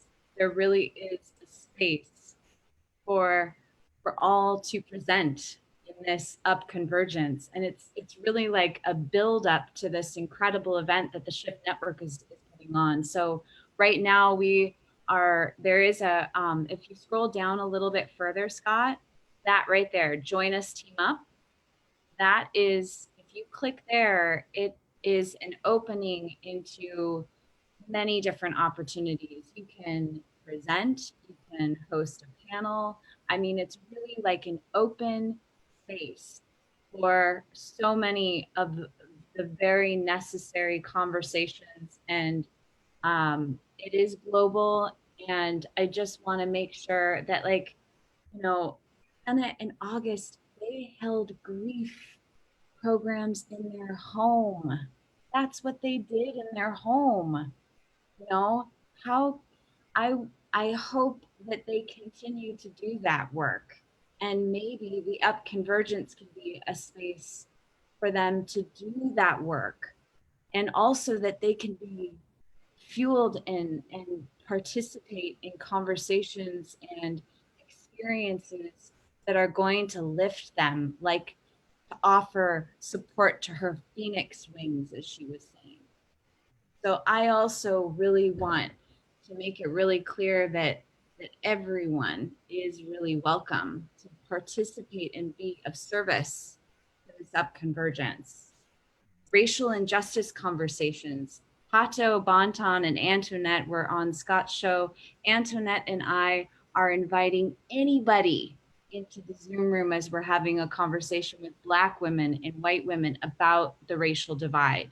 That it's like, it's inviting everyone into the Zoom room as well. And restorative justice. Phil. And I see Christy Michaels is asking, what is the up convergence? Can you describe it a little bit, please? Multi-Zoom, like imagine 30 rooms. People are converging to talk about those topics and solutions that they're bringing forward. There are scores of those rooms, everything from the divine feminine and sacred masculine, everything to peace and justice. And these topics are going to be shared together, and then we're going to harvest them, because the weekend of Peace Weekend is a harvest. that the Shift Network is also the That same weekend. time. That's Yes, right. lots of things happening now. We're unveiling a platform upon which that we say it's the by 2030 decade. Like I was impassioned speaking before, Chief Phil would say, you know, we don't want thunder with no rain. We want to wake up on the 22nd and have a real start towards the work that needs to happen. There's so many people with so many great ideas. This is the chance to weave those strategies together and convene and take on this next 10 years as the time to make the shift. The shift starts now, and we need to not stop until everyone is included and there's peace on earth and a world that works for everyone with no one and nothing. Okay. Thank you both so much, John and Summer. I know we're going to be seeing a lot of you. Certainly going to continue to work with you through Love Coach Academy, Shift Network. God bless you both. You're so just beautiful. Beautiful. Family. Chief Phil, I saw you pop on. Do you want to say something, Phil? Yes. As you know, on September 1st, we released our moment of choice, which is the very, you might say, foundation of the fusion of science and spirituality. This is at the foundation of this movement to the beginning of world peace by 2030. One of the articles, number 9, comes from a more in-depth reflection we'll have about the newest thing beginning 2012 on December 22nd. But I wanted to share these words here. And Phil, if you could talk a little louder or closer Yes. to the microphone. Is that okay? Can you hear there? Here we go. It's a little soft, a little soft. Okay, here we go. Okay, now, how's that? That's better, thank you. Okay, good. So I want to share from our moment of choice, these words I think can apply at this moment. Though the spiritual path that the Creator has traced for us many at times may seem lost in the ominous shadows that are now enveloping and stricken humanity, the eternal light that's continually shining upon us is of such brightness that no earthly darkness can ever eclipse its splendor. Though we are small in numbers and limited as yet in our experiences, powers, and resources, the divine force which energizes our vision and unprecedented concerted action is limitless, its range incalculable, its potency.